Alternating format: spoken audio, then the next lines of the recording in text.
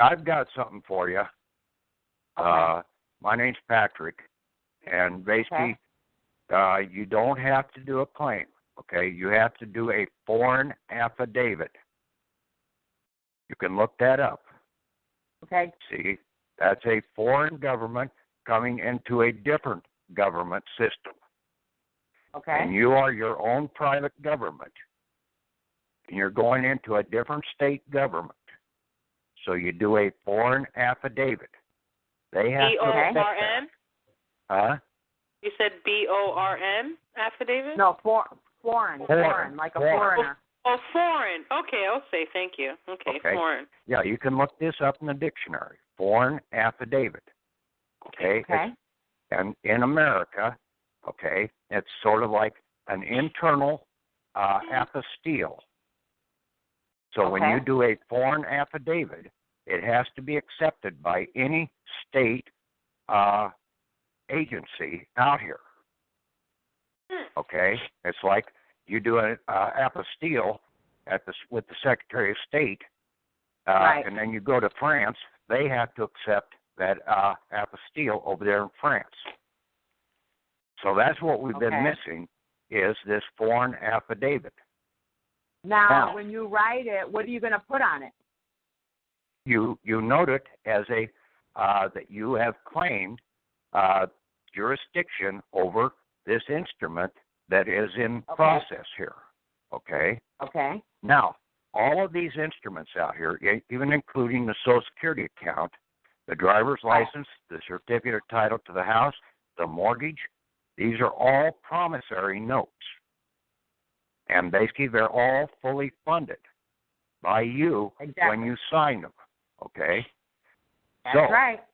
You have a promissory note that is fully funded. What do you have to do in the process now? You have to do a letter of credit, and then you have to do a debiting check to release the funds. You already have all the money out here. This Social Security is the public banking system in this country. Okay? Right. And see, do for you the driver's have license, examples?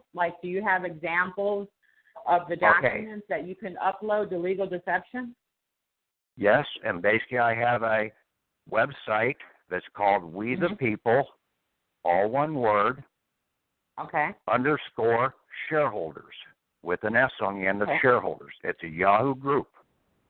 Okay. You can also go into econcurrent.com/Devine and download the files and the latest audios from there. I'm going to go over court cases tomorrow night. Okay? Okay. If you sign up on that group site, and it's free, and I just send the files right now to some other guy, and he's posting them on the group for me out there. But I've got a whole bunch of my documents that I've submitted in, and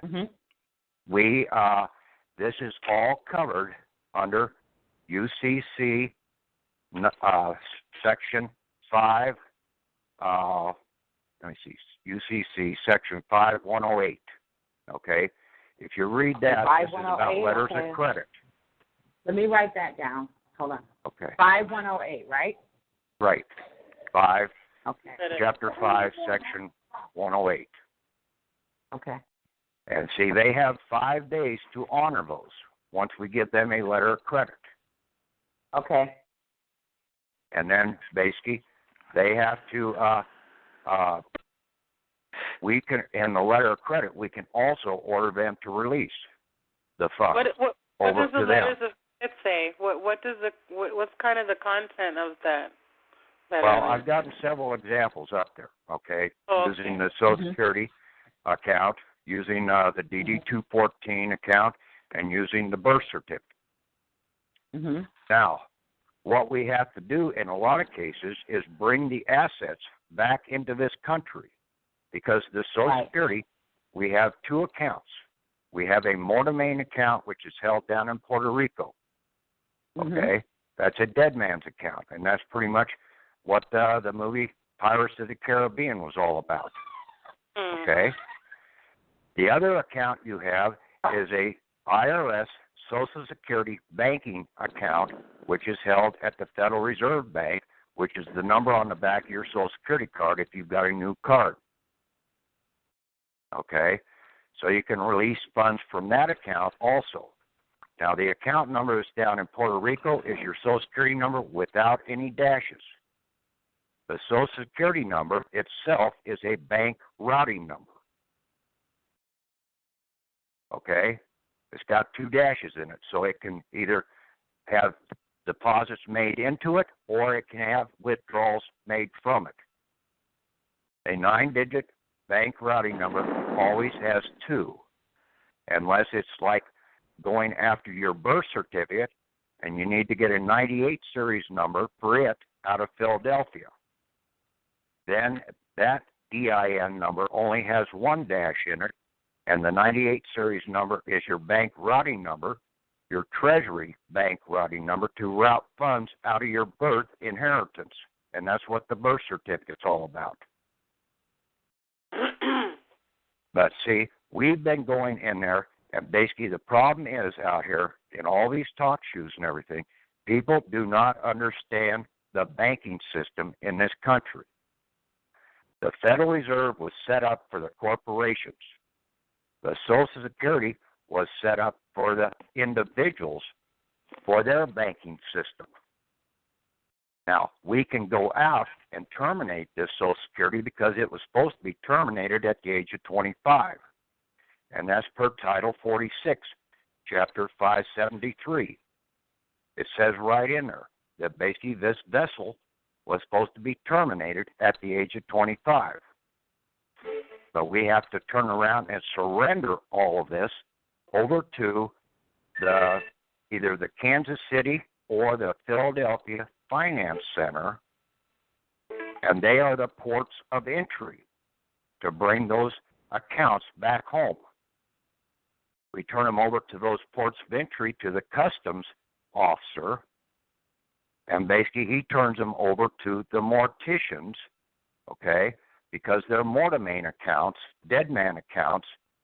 They dig them up and they process them, and then they bury them into the de jure treasury of the country.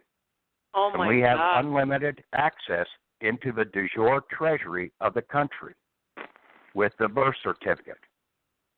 Prior to the birth certificates coming on the scene, basically we could have petitioned the Secretary of the Treasury to pay any debt we had in this country. Because this country was never to have any debtor prisons. That was set up by the Constitution, and that's what basically the bills of attainder were all about. And that Congress could not issue a bill of attainder, and the states could not issue a bill of attainder. And a bill of attainder is basically placing you in jail without any trial, without giving you a chance to make settlement. And the courts were supposed to help process the charges, any debt being drawn from the Treasury. Now, if the courts didn't do that, I agree. Then you would petition the Secretary of the Treasury. Treasury. Huh? You know, I know, like, you have to sign something for them to get their funding, but I don't understand why do they have to put you in jail instead of just telling you what you really needed to sign so that they can get those funds released to them, you know, knowing that we're really not dead. Like, why do they have to put you in jail? Okay, now I'm going to tell you something, okay? Every one of these guys out here in this corporation, okay, in this secondary chartered corporation out here, state of, okay, not the original de jure state, okay, but the secondary chartered state, and even the United States of America, minor, and it was a secondary charter in 1871. Okay, now all of these guys out here they are working for a corporation under an EIN number. Now, each and every one of these employees has a license number. Okay? They're operating in a for-profit organization, for-profit and for hire. So they have a license number. They're an employee of that corporation. But they're banking employees. Okay? So what you need to do in any court case, any action out here with a government official, you have to find out the EIN that they're working for, and you also have to get their license number. Now, if they cause you harm and they do not settle this properly, then you take that EIN and that license number into bankruptcy because they are bankrupt. Okay? That's where we go to get our relief from them if they cause us harm. And that's what I'm going to be talking about tomorrow night on the call, more in detail. Can you give your the site name again and the Okay. The site name is We the People, all one word, _ shareholders with an S, and it's a Yahoo group. The other link is econcurrent.com. Can you spell that? E, the letter E, and then concurrent. CONCURRENT. Okay. .com, and then /Devine, DEVINE. Okay. Okay. And you do a radio show on this, you said? There's a call-in show tomorrow night, okay? I don't have the number right here in front of me. But if you get in there and sign up with the group, there's a welcome email that has the phone number. But if you can't find it, give me a call tomorrow. My phone number is 641-541-0035. Now, has time it been working? By what you're doing right now, has it been working to? Yes, we're getting bills benefit? set off. We're getting bills set off. You name it, in the different process. We've done things close to this, and in the past, and I didn't see them right readily, and several of the people really didn't see them. I had a hospital bill about 3 or 4 years ago, and I did a bunch of documents. I've been doing documents all over the place, and I got these guys sort of totally backed down. I mean, basically, I hadn't paid tickets for about 2 years. They had warrants out, but they never came and got me, and I'm living right here in town. And one of the guys down in Texas, same way. But we put documents in there, and they knew damn well we were too close. And if they did something wrong, we could turn it around and basically take them and go against their bond of office or their license of office. Okay, not bond of office, but license of office. And see, everybody because they're operating out of a license. Yeah. That's true. And see, your driver's license has an $11.2 million paid-up life insurance policy behind it. It's a fully paid policy, assurance policy. Uh-huh. And see, that's what's supposed to be paying. You just need to do a letter of credit to release the credits that are being held in that promissory note. You have a marriage certificate. Both the man and the woman have a promissory note attached for $11.2 million for that marriage license, so that if one of the parties dies or something like that, or leaves the scene, okay, then that license or that promissory for the missing party is supposed to pay for the other side. The state is just supposed to be an intermediary processor of those funds. But see, people don't know how this whole banking system, we had to be given the remedy. The remedy is there. People just haven't found the remedy. And that's very true, because they tell us that they cannot tell us the remedy because they have penalties as well. Yeah, and see, that is fraud, okay? By them not telling us, that is fraudulent concealment. That's what the judges and these county prosecutors are so scared to death of me, is that basically I could turn around and bring fraud charges against them because they are operating under fraudulent concealment, because they're a corporation that's operating for profit and for hire. And they only get their extra dividends and their vacations down to Cancun if they make a profit off of our ignorance. Yeah. Okay? Now. Hey, and they've been doing it for years. Yes. And see, that bar card is a banker's license. Yeah. And see, so we can take and so they're operating in fraud, banking fraud, and fraudulent concealments. Now, all of the inspector generals out here, and you've got several of them. You've got a Social Security Inspector General.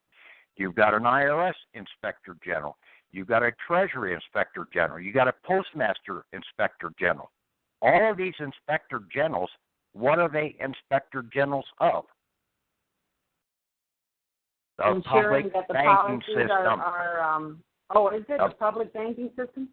The public banking system. You have a problem with the Social Security, you pick up the phone and you call the Social Security Inspector General's office and you claim fraud.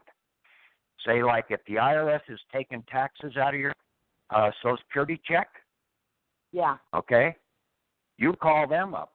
Guy down in Texas did this after I told him about it, and he called them up, and basically within about 3 or 4 days, they stopped taking those IRS taxes out, and they reimbursed him for all the taxes that they'd taken out. Now, let me ask you, like, what if they're taking child support out of your Social Security account? You can go after that, too, because, see, the state is putting a claim in, and the state is supposed to be taking that out of the marriage contract. That promissory note, that marriage promissory note, was supposed to be paying for the missing partner. That's why they became a third partner in the marriage, because they were supposed to be. Oh, wow. Yeah. Oh, gee. So when I've got they so do much this, shit on these guys now. Now, the other problem is, or the other item is, okay, Inspector Generals. Now, you have a federal banking investigators out here. And I just told you the 3 letters that they operate under. Federal Banking Investigators. FBI. Okay. When you can claim banking fraud, they will be there to investigate that banking fraud. Okay. That's And what that the could be FBI by is all there anybody, for. right? Huh? You're talking about, like, even courthouses are like banks, right? Oh, yes. That court is a bank. It's a settlement bank. And see, if that court doesn't operate properly, we can take their banking card away from them. Wow. That prosecutor, and basically we can take them into bankruptcy, involuntary bankruptcy. We're not taking the living individual into involuntary bankruptcy. We are taking their card or their license and their employer, like this 8th Circuit Court, okay, that's a person per the 14th Amendment. That's who we're taking into bankruptcy. The 18th Circuit Court? Oh.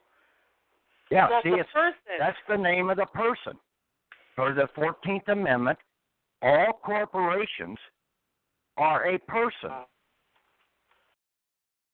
Oh, okay. Yeah, so you take the person and the employee's license into bankruptcy. And see, that license has to have so much funds behind it.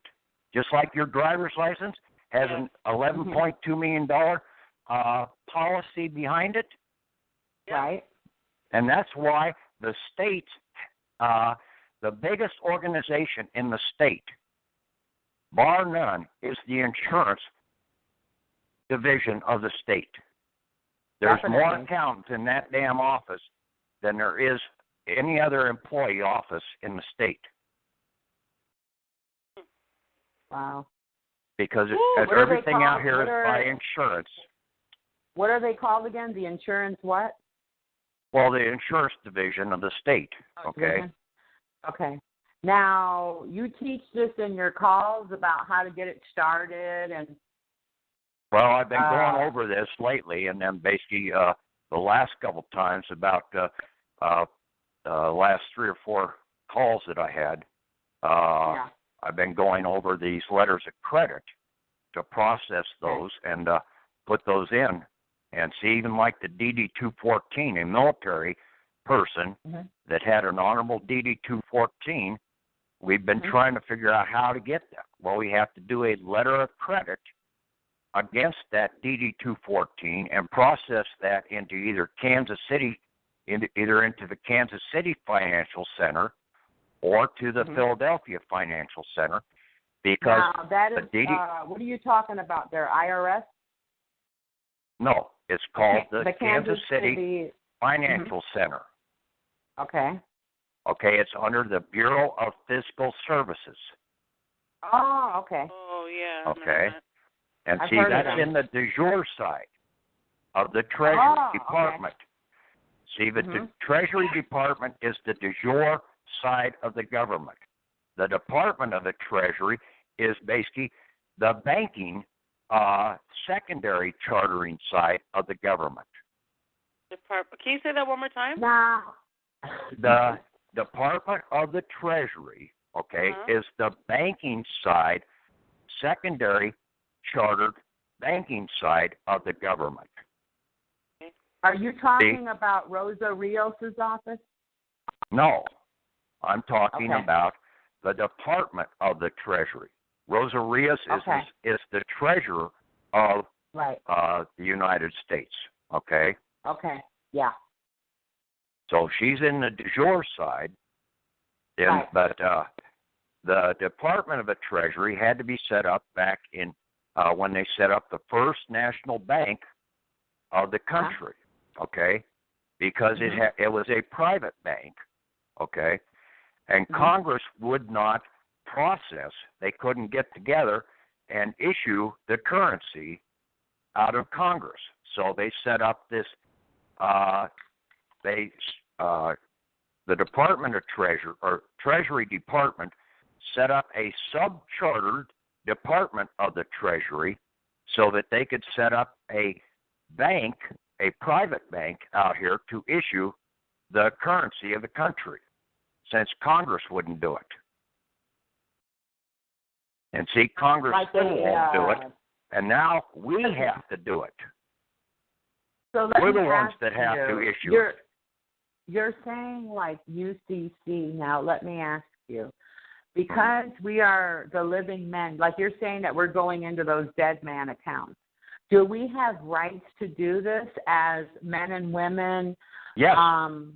Using the UCC laws? We gave our signature for that Social Security card.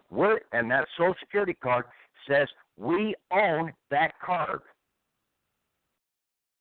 I don't know when you when you signed yours, but I had my original Social Security card, and it had the little pamphlet that came with it. And on that pamphlet, it says, you are the owner of this account. So let me ask you, if I ask them, you mean in POMS, P-O-M-S, right? The Social Security handbook, it'll say that? On the initial pamphlet that came with it, yes, we're the owners of those accounts. Well, the government really can't see it own right anything. A fiction can't own anything. And the whole government is a fiction. But they say, like I was talking to them the other day, and the worker told me that we are federal employees under the Social Security. No, we're not. Okay? Our fiction is, but we are not. Okay. See, that's the fallacy. And they don't know the difference between the two. Yeah, that makes sense. The fiction can't own because anything. They're just they workers. can't sign. That's true. Yeah. Yeah, That's fiction right, can't sign anything. Yeah. That's what they were saying. And That's they'll what they lie. were saying. Okay? Bankers are born liars. I mean, that goes all the way back into the Bible. And see, the whole Bible is nothing but you take the 5 letters of Bible. Okay? The 5 letters stand for banking instruments, banking laws, and equity. Are you serious? I'm serious. You know why? Because I keep telling people that Bible is encoded like exactly. It's telling you, you know, we're looking at that Bible, and it's practically giving you financial instructions. It is. It's just in different metaphors at the different points of time of history for the people to try and understand the banking system at that point in time. Wow. That's all it is. Jesus didn't come to save anybody. He didn't. He's not a redeemer. He came to show us the way and the path how the banking system worked.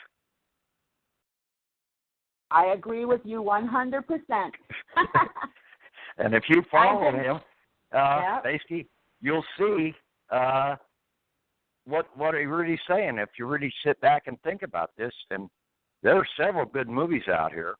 One is Moby Dick. Okay. Moby Dick was written in 1851. Okay? It was about the white whale.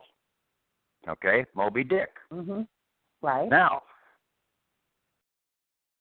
the 2 guys went on board ship. This big, I don't know, is Asian, Indian, or whatever, African, whatever, and this other guy, okay, and they signed up, okay.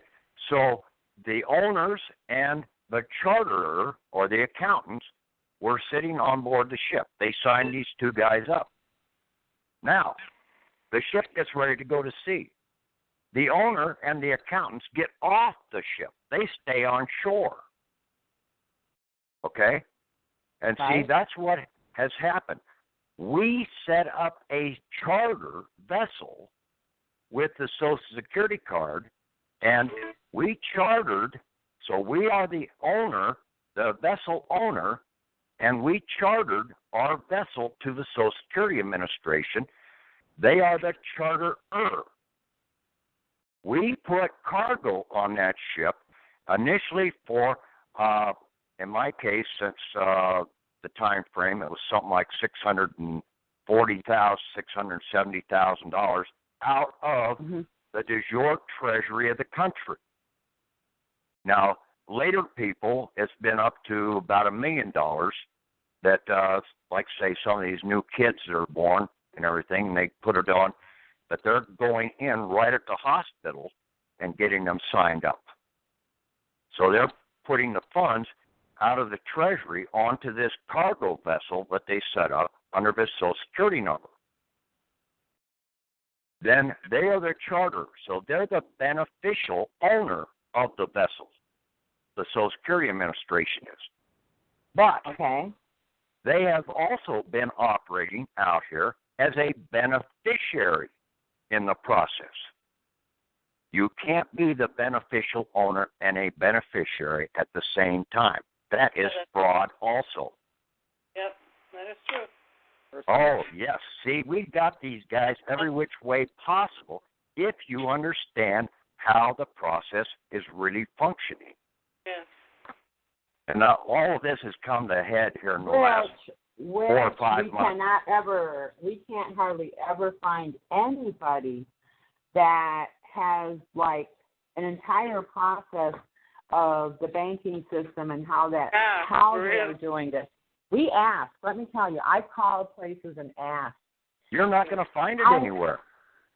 No, they don't tell you. They keep saying that, we can't tell you, HJR 192, we can be penalized and subject to fines and 10 years of prison. Yeah, and see, a lot of it is total intimidation to you.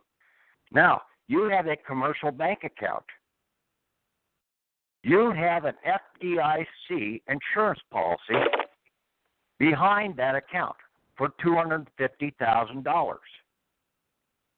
You can do a letter of credit against that policy and have that deposited into your account. Okay. You want a Christmas present? I just give you $250,000. Yeah, but you got to tell us how to write the letter of credit. Yeah, Right. but it's not that hard. You can go in there and basically on the internet, there's examples of letters of credit. But but who would you give that to? To the banker? You would deposit it into your account. Okay. Yeah, you take the letter of credit, and then see, this is where the people were doing closed checks before. Out here. Yeah. They were doing it against that closed account, and they had $250,000 against that because that FDIC insurance policy stays open for at least 3 years that I know of. Okay. Now, one guy we heard before up in Michigan had to have an emergency operation.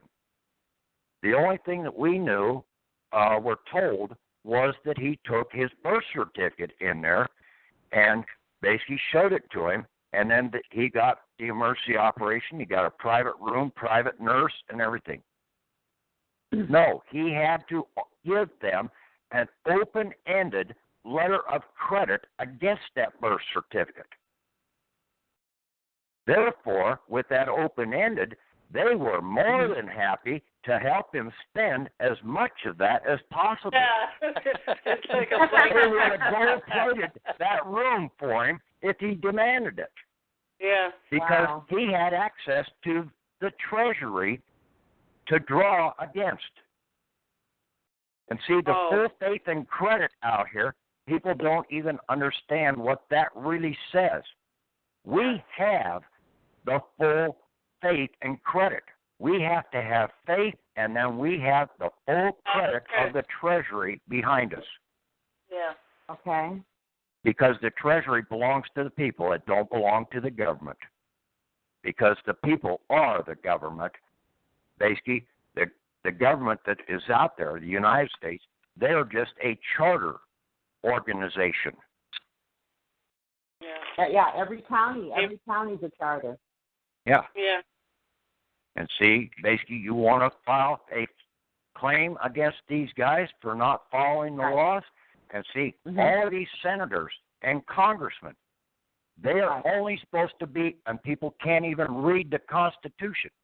It says they cannot be an inhabitant of a government office and run for that office. That means they can't be in that office if they're running for it this next term. They've got to sit out one term. You can ask Davy Crockett. You can ask Grover Cleveland. They had to sit out one term. They were following the Constitution. These guys today, they don't follow it because they're operating under a secondary charter.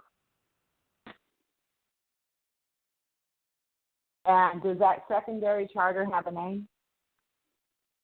Well, it's the fraudulent one that they're operating with right now, and that's why Obama is president, because it don't comply with the de jure Constitution of the country. And that's why they're going to put Hillary into office next year. It's a conflict. You think they will? Do you really think they will? Hillary? Yeah, because that will be the downfall of this country. Wow. It's been foretold. As soon as a woman gets in the power in the new world, basically that will be the downfall of this country. Wow. And see, this was supposed to be the new Zion out here. And see, we're supposed to be in heaven on earth in the process.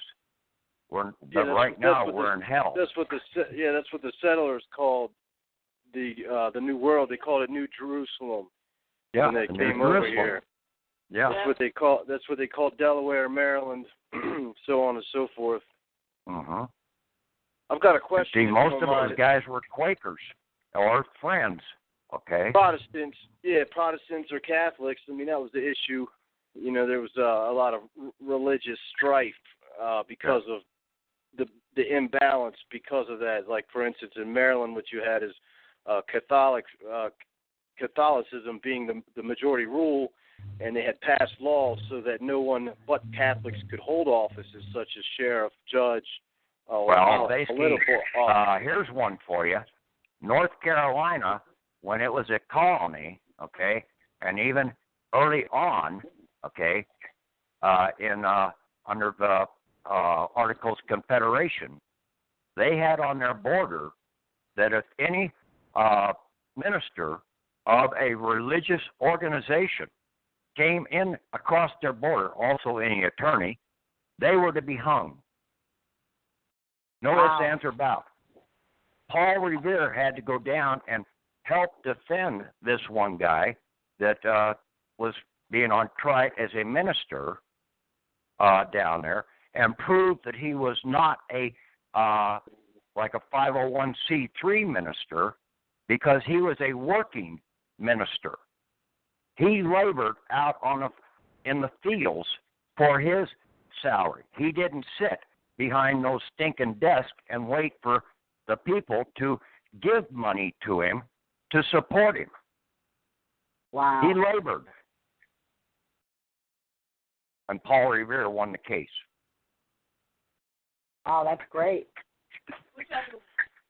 Yeah, Maryland had a similar act, actually, called the Religious Toleration Act. I believe it was 1687. Maybe it was 1689, but it was around the same time. Actually, it might have been the 1640s, but either way, it kind of led up to a reformation of sorts, and around the same time that William and Mary became King and Queen of England. And so the Religious Toleration Act was very straightforward, but it kind of ushered in a new era in this country from a religious and banking, economic and financial standpoint, because they actually made it so that if you blasphemed, they would stick a hot iron through your tongue and fine you 20 pieces of silver.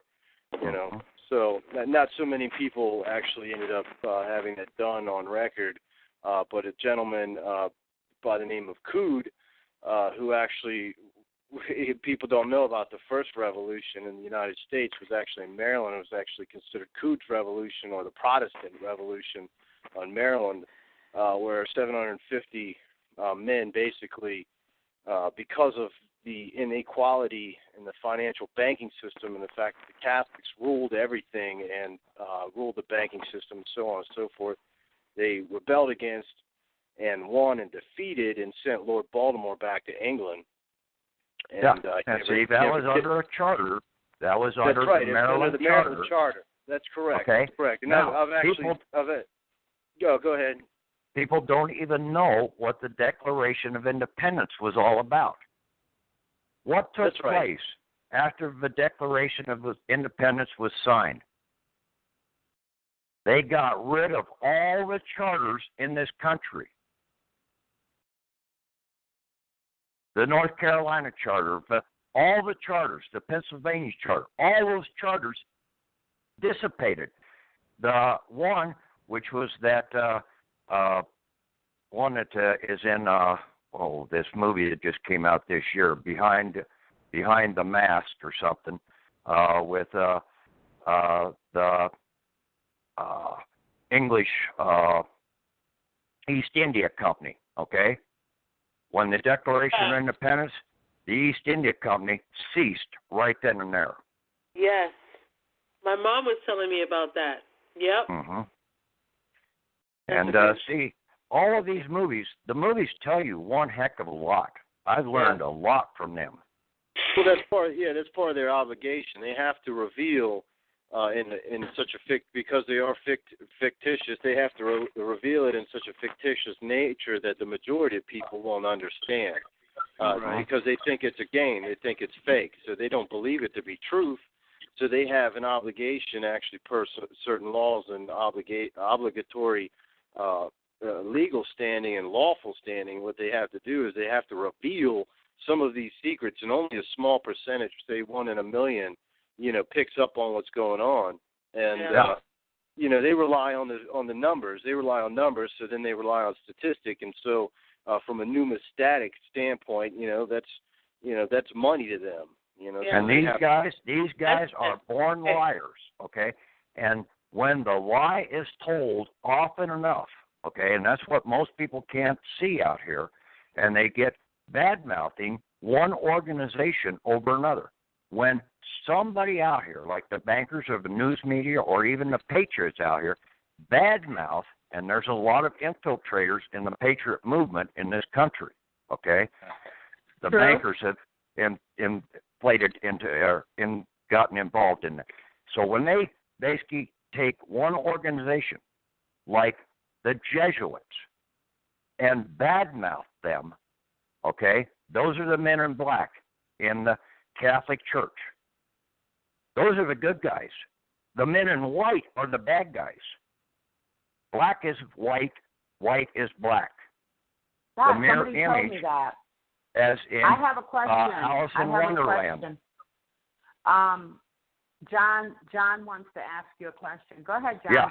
Yeah. I just got on this call, and do you know anybody, or do you yourself have access to that account? Yeah, we've got access to it right now, okay? We set off IRS tax bills and everything else using the Social Security account, but we're getting ready.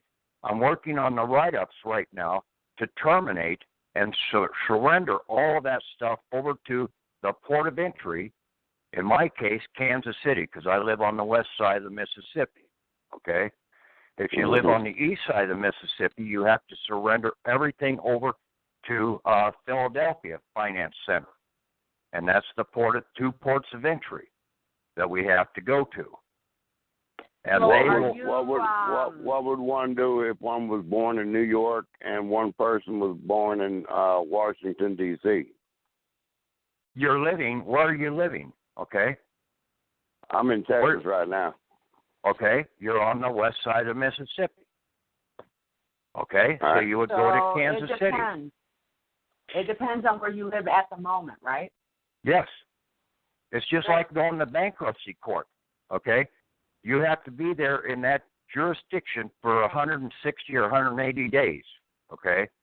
Then you go to that federal bankruptcy court in the process, okay? And see, that's where we have to take all of these corporations. When you don't take a court case to an appeals court, okay? Because that appeals court is just another one of their corporate maritime, and see, they're all operating in maritime law, not admiralty, but maritime. The states cannot operate in admiralty. They can operate in maritime law. Are you on Facebook? No, I'm on, I got a Skype, a Yahoo group, okay? It's called We the People, all one word, _ shareholders, with an S on the end of it, and it's a Yahoo group, okay? And then basically there's also files they can download easier at concurrent, the letter E, concurrent.com /Devine. Okay. I'm sorry, you broke up. I'm sorry. econcurrent.com/what? Devine. Devine. Devine? Okay. Yeah, Patrick Devine. In fact, if you type my name in there, you might find the website. I'm not the guy that died over in Ireland back in 2004. That's another Patrick Devine. Probably one of my real distant relatives. They shot him in the head and basically his body, about 6 bullets. His brother just put out a $50,000, not a $50,000, 50,000 pound reward for information to find his killer. I saw that the other day. I said, "Oh shit, I died." So can you give the listeners a real quick overview of what they would do tomorrow morning when they wake up, how to get that account, starting from A to Z? You've got to go in there and listen to the calls, and then look at the documents, because I've got a whole bunch of documents in there, and it's not a quick turnkey operation. You got to understand this. Right.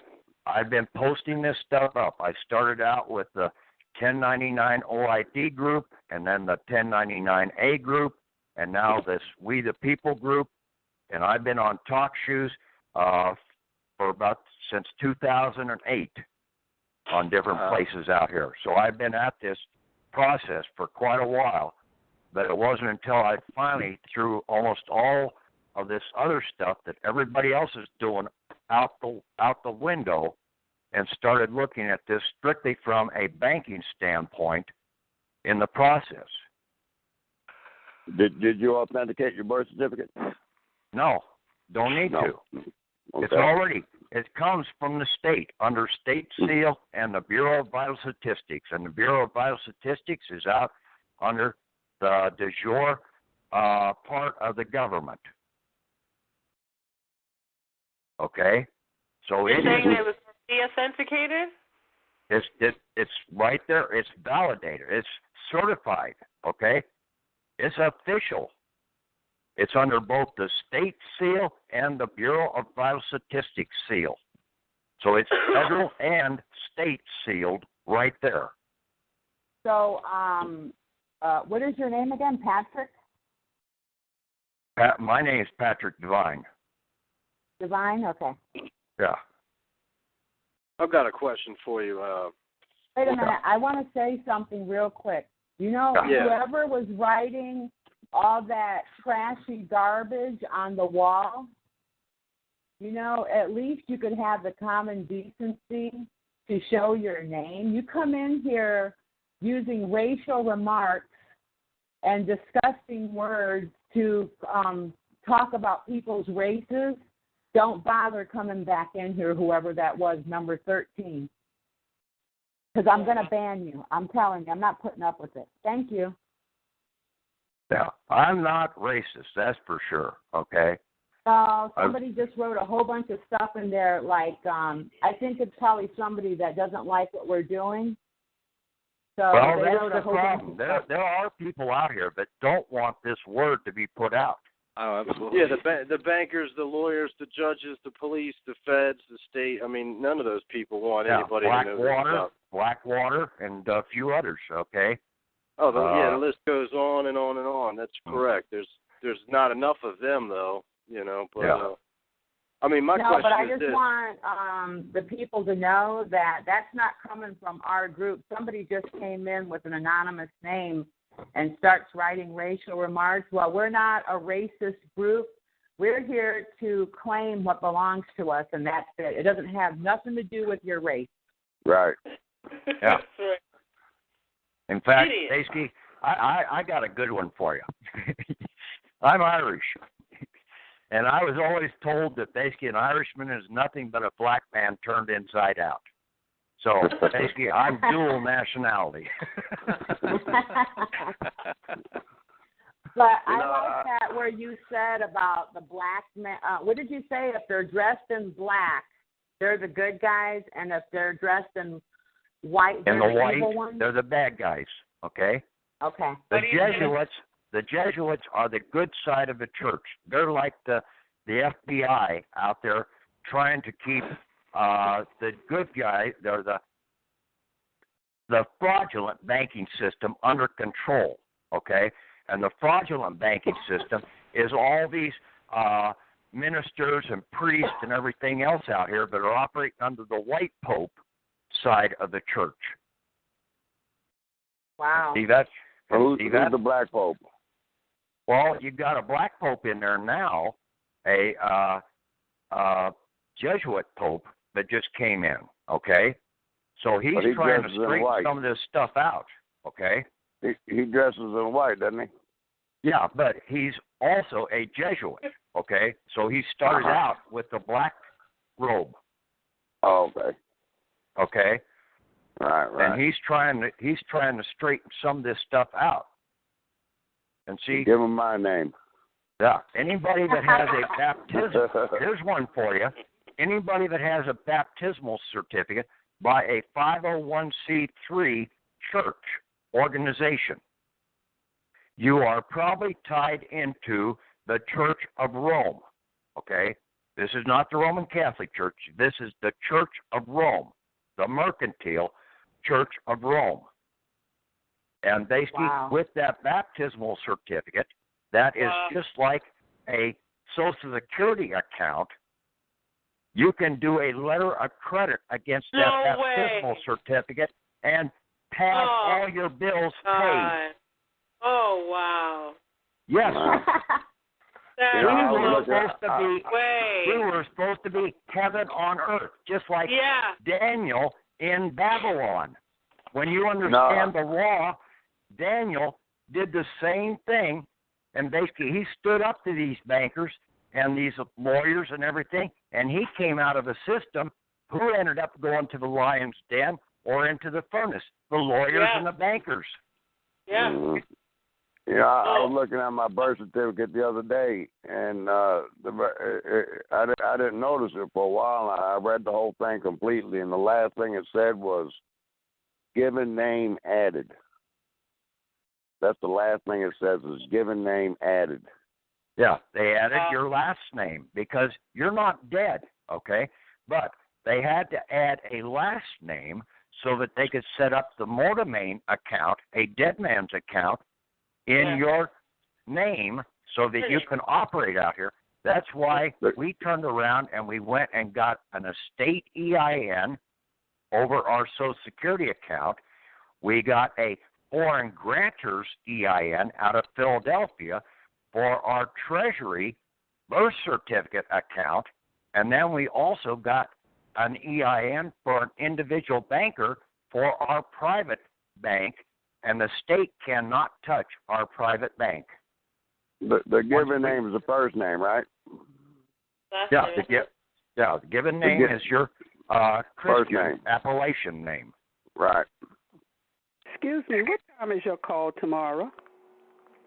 7 o'clock Eastern, 7 o'clock Eastern. No. Do you have that call? 7 o'clock Central Time. 7 o'clock Central. Do you have that call? Do you know your call-in number by heart? Let me go get it. I think my phone's charged up enough I can walk away, unplug it and walk away here. You said 7 o'clock Central. Yeah, 7 o'clock Central Time. Okay. Now, Patrick, how did you find out about our show? Are you on Legal Deception? No. Somebody called me up this afternoon and said, hey, you've got to listen to these guys. From the call that you did, not the last one, but the one before, he got the link from somebody else, and he told me that he wanted me to listen to it and see what I thought. And I saw that you were missing a few things, so I decided to, and then I was listening to Angela Stark's show, and I got tired of listening to them. I'm so happy that you came on because we research 24/7. We harass people. We call every agency to try to get them to answer our questions so that we can do a good show. And I'm really, whoever gave you that link, I'm really grateful to them because we want all perspectives in here so that we can get closer to receiving justice. That's right. Yeah. Now, this phone number is good until the 15th, okay? It's 559-726-1200. Thank you. Okay. Now, to listen to the call after it's recorded, instead of 1200, you would do 1299. Now, the access code, to go with that is 111106 pound. Okay. And when you call in tomorrow night, basically it'll give you the other phone number, so be prepared to write it down. And it starts on the 15th, I think. Okay, so you said again 559-729-1200. 726. No, 726. 726 1200. Okay. Okay, and well, then I got news for you, Patrick. You might be missing that next show because I got a plane ticket for you to come down here to Texas. Well, I may just send you over to see my buddy down there, Harold. Hey, I was going to say, I'll send you half of the money to bring him down. All right. I'll go get him. Where's Harold stay at? He's down around Roseville or something like that. Brownsville? Okay. No, not Brownsville. Roseville. Oh, Bronzeville. Okay. Roseville. B-R-O-Z. Yeah. Something like that. Somewhere close to Houston. Now, little southwest let me ask of Houston. You, is he ever taken on a courthouse? Has he what? Ever taken on the courts, like when they try to charge you these bogus ticket fees and stuff? Oh, yeah, he's had several tickets there, and basically he's got warrants out for him, too, but basically they haven't touched him either. Now, let me ask you, though, does he answer those warrants? We didn't, basically, he's gone in and tried to find and get those settled, okay, and right now he's going in, and they've got a property tax bill against him, court case, and he's going to turn around and take that certificate of title to the house, and see that certificate of title is state certificate of title. He's going to do a letter of credit against that and release those credits to pay that tax bill. Give that to the court. Now, if the court don't take that, and see, this is per that UCC 5108, okay? Right. If they don't take it, they are dishonoring that.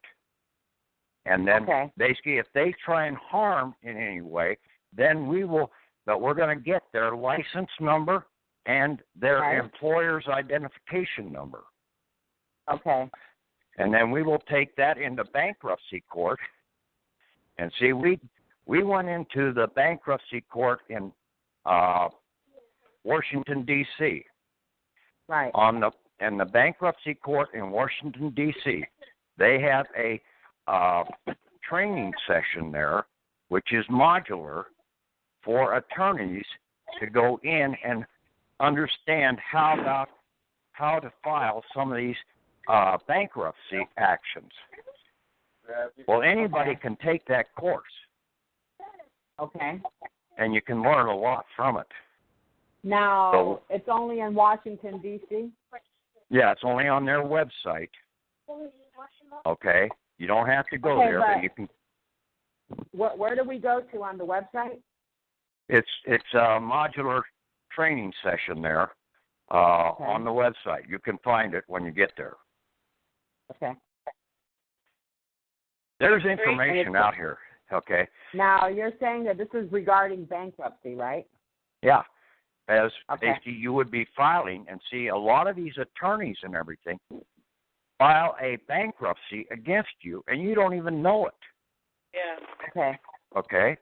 See, you may think you settled a court case, but basically they may have released the living person, but they're still in the background have a bond against your account. They're still making money off of it. Wow. I believe that. I really do. I say that even though the cases are closed, like someone told me that when they took my house, that if I would have filed for bankruptcy, then I'm admitting to the debt. So they weren't going to give me, then that means it holds true that I owe the debt, not to file for bankruptcy. Yeah. But see, we're not the bankrupts. We're the source of all funding in this country.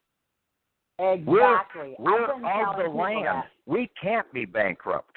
Okay? Exactly. Yeah. Now, the corporations are all bankrupt. And see, that's who these courts are really for, is for us to go and get restitution from these corporations. But that's what the bankruptcy court actions are. But why is it then they don't assist the people if they know they're bankrupt? Because they are there to make a profit, and they're not going to jeopardize their profit by telling you how to do this. That's their corporate law. Wouldn't they make more money if we issued like that line of credit to them, right? Isn't the whole ultimate purpose for them to get the bill or the debt paid off? It would, to get the debts paid off, but it would, if we stop paying them, if we take the money away from them, then they're not going to be able to write all their bills and everything. See, with that voter registration license, you have given them authorization to write any bill, and you are now a funder of those bills. You're paying for those bills as they write them. Now, let me ask you this then. Is it right to state then that we should return those voters' registrations? Oh, yes, you're going to surrender all of that. Because, I've been telling people to surrender it because when you sign up to vote, you're actually telling them to represent you. You have no standing. Right. And see, it's the bankers that are running this country right now. And that's why the bankers and the lawyers and all of these, almost everyone that's in the legislature, the Senate, you name it, they all have a bar card. So they're bankers. Okay. Yeah, banker authorized representative. Yeah. Okay. That's what BAR stands for. What? Okay. That's what it stands for? Yeah, banker authorized representative. Wow. And that's why when I went to the court, I used to be a clerk of court. Uh-huh. But I didn't work at the front desk. But the women that work at the front desk, they carry about 150 blank checks in each drawer. And I'm like, you're operating like a bank here. They didn't say anything to me because, remember, they can't tell you what the left hand is doing. Mm-hmm. Wow. So they write checks as well as take money from you. I don't know who they pay these checks towards, but they carry at least 150 checks per drawer, and they're blank. And I'm looking like, why are they holding these blank checks in these drawers? Right. Now, I'll give you an example here, and I didn't see this until just recently. And I've been trying. I went into the court and tried this. Okay, I knew that damn driver's license was an insurance policy. Okay, was supposed to be paying the traffic ticket. The traffic tickets here in Iowa basically also have a appearance bond on them. The appearance bond is always more than the charges on the ticket. And I was trying to say, hey, take the funds out of that appearance bond. Well, now that I know what the system is, I should have given them a letter of credit for the value of that appearance bond. Then they would have taken the charges out and given me back the difference. So they would have wrote me a check out of your cashier's drawer. Oh, man.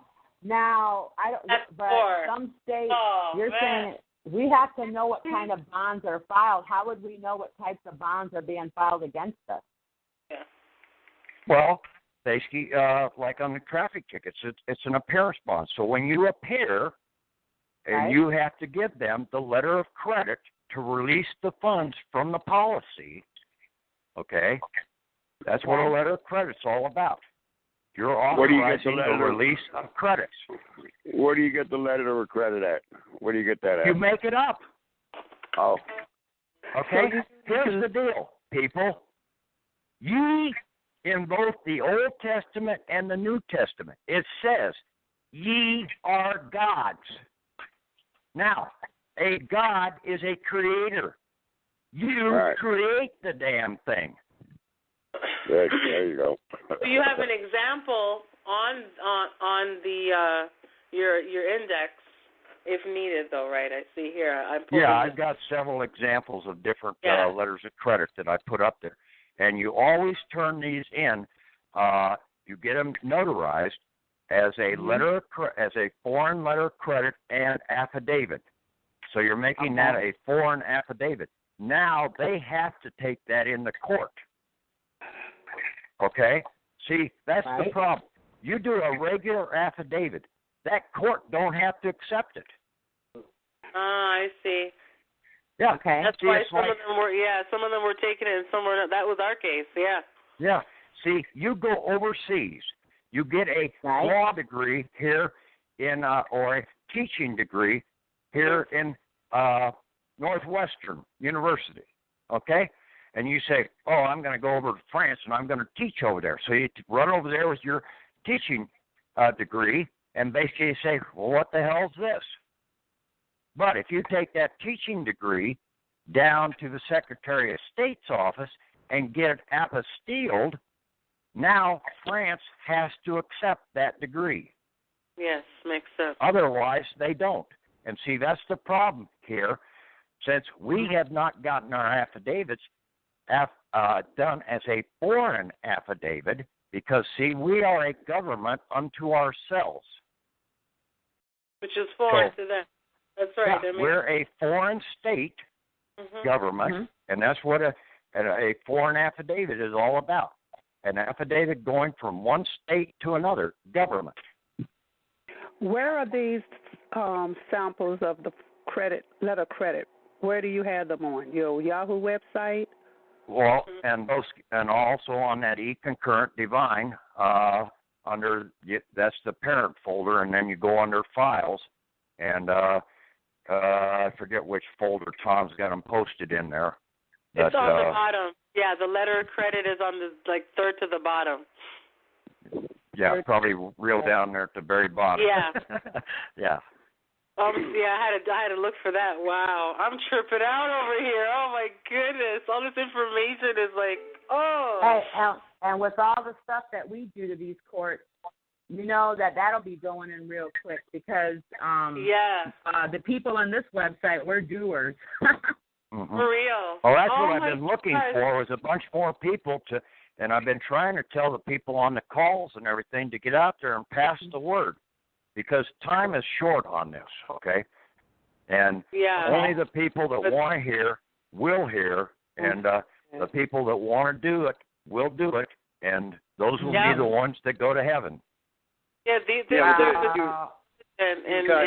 got some serious information here because, I mean, I'm kind of working my angle in a different way, but very similar, but mainly from the God, mind, bodily, absolute, definitive, and divine as it is. I find it interesting because I was in Social Security Administration about a week ago on behalf of myself and my daughter, and I had to make some very bold statements because of their inability to act with respect and dignity. So I had to make sure that they understand where I'm coming from, and then I received a letter whereas now my daughter's name is not capitalized entirely. It's it's in proper format, and nor is mine capitalized fully either. Okay. But let me tell you something. Let me stop you right there. This name game that everybody's been playing out here for the last 15, 20 years is bullshit. Okay. It don't do a damn thing to change that name, format, or anything like that. It's how you know how the banking system works. Okay? The name is still going to be there. However you write it, okay? You can write it in whatever form. It's still going to function the same way. Oh, that's absolutely. Okay. That wasn't my point. I just found it interesting because basically what I'm saying is I have a statement of claimant because I made what I'm doing is basically, protecting my daughter and myself after we've been basically attacked. You're already protected, okay? You have promissory notes out there. Read the definition in Valentine's Dictionary, the very first line of the definition in Valentine's Dictionary about what the Social Security is, okay? The Social Security was there for our welfare. That was the prime reason for that Social Security. It wasn't for the retirement. That is secondary. So let me ask you, look up the word, Social Security under Valentine's Dictionary. It's in there as Social Security? Yeah, go in there and look at it. And then the next one down is Social Security Act, okay? Okay. Mm-hmm. Yeah. And see, that's what a lot of people don't understand. And see, when we bring our stuff in to port, it's got a duty tax that's going to be charged against it, a customs tax. Mm-hmm. So read the word duty and duties in the dictionary. Words, until people understand the words, and that's what we were told to do in the Bible, know the word, okay? When you know the words, you can find the answer. That's it. Too many people go in the court and they use the word in the wrong connotation. And it does say in the Bible that the word is God. Yeah, and basically that's and you put the word out, so you've got to use the right connotation of the word because you're the God. There is no hocus-pocus God floating around out there in the universe that's going to kick you in the butt and pat you on the back. It's you. It's your spirit. That is the God that is in the harmonics of the universe.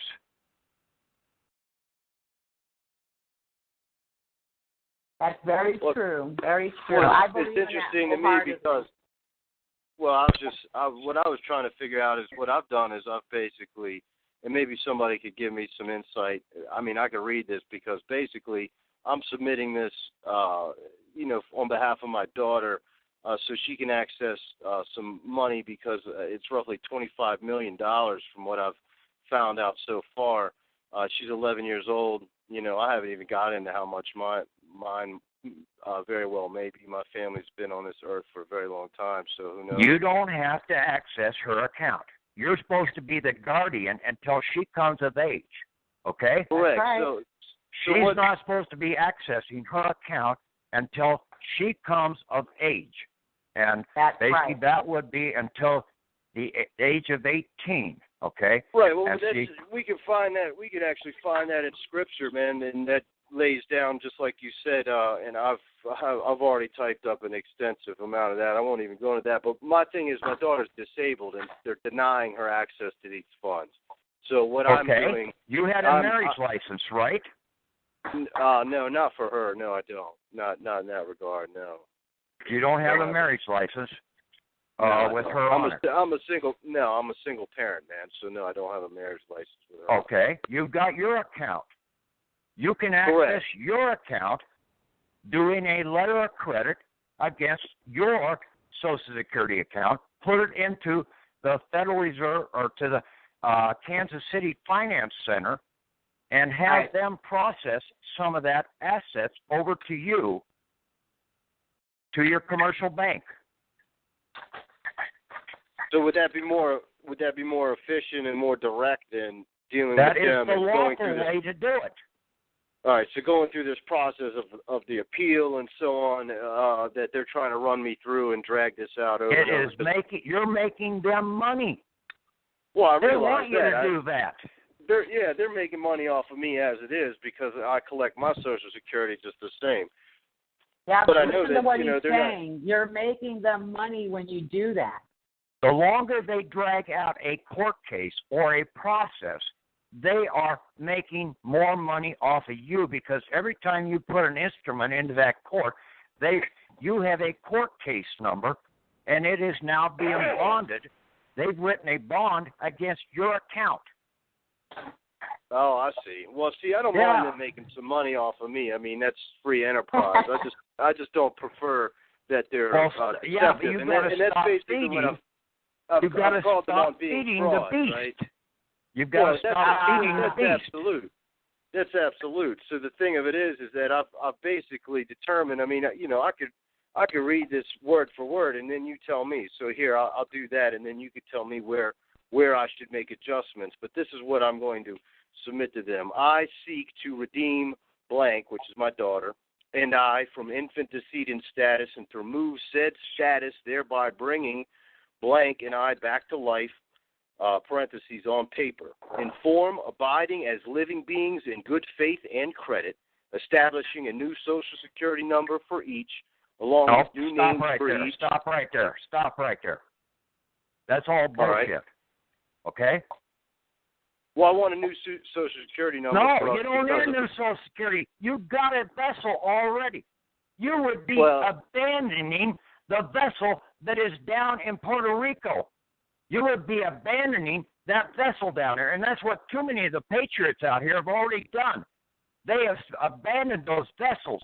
Then the bankers turn around and come in, and under the right of abandonment, since it's now offshore, they can come in after 10 years and claim those mortmain accounts into their coffers.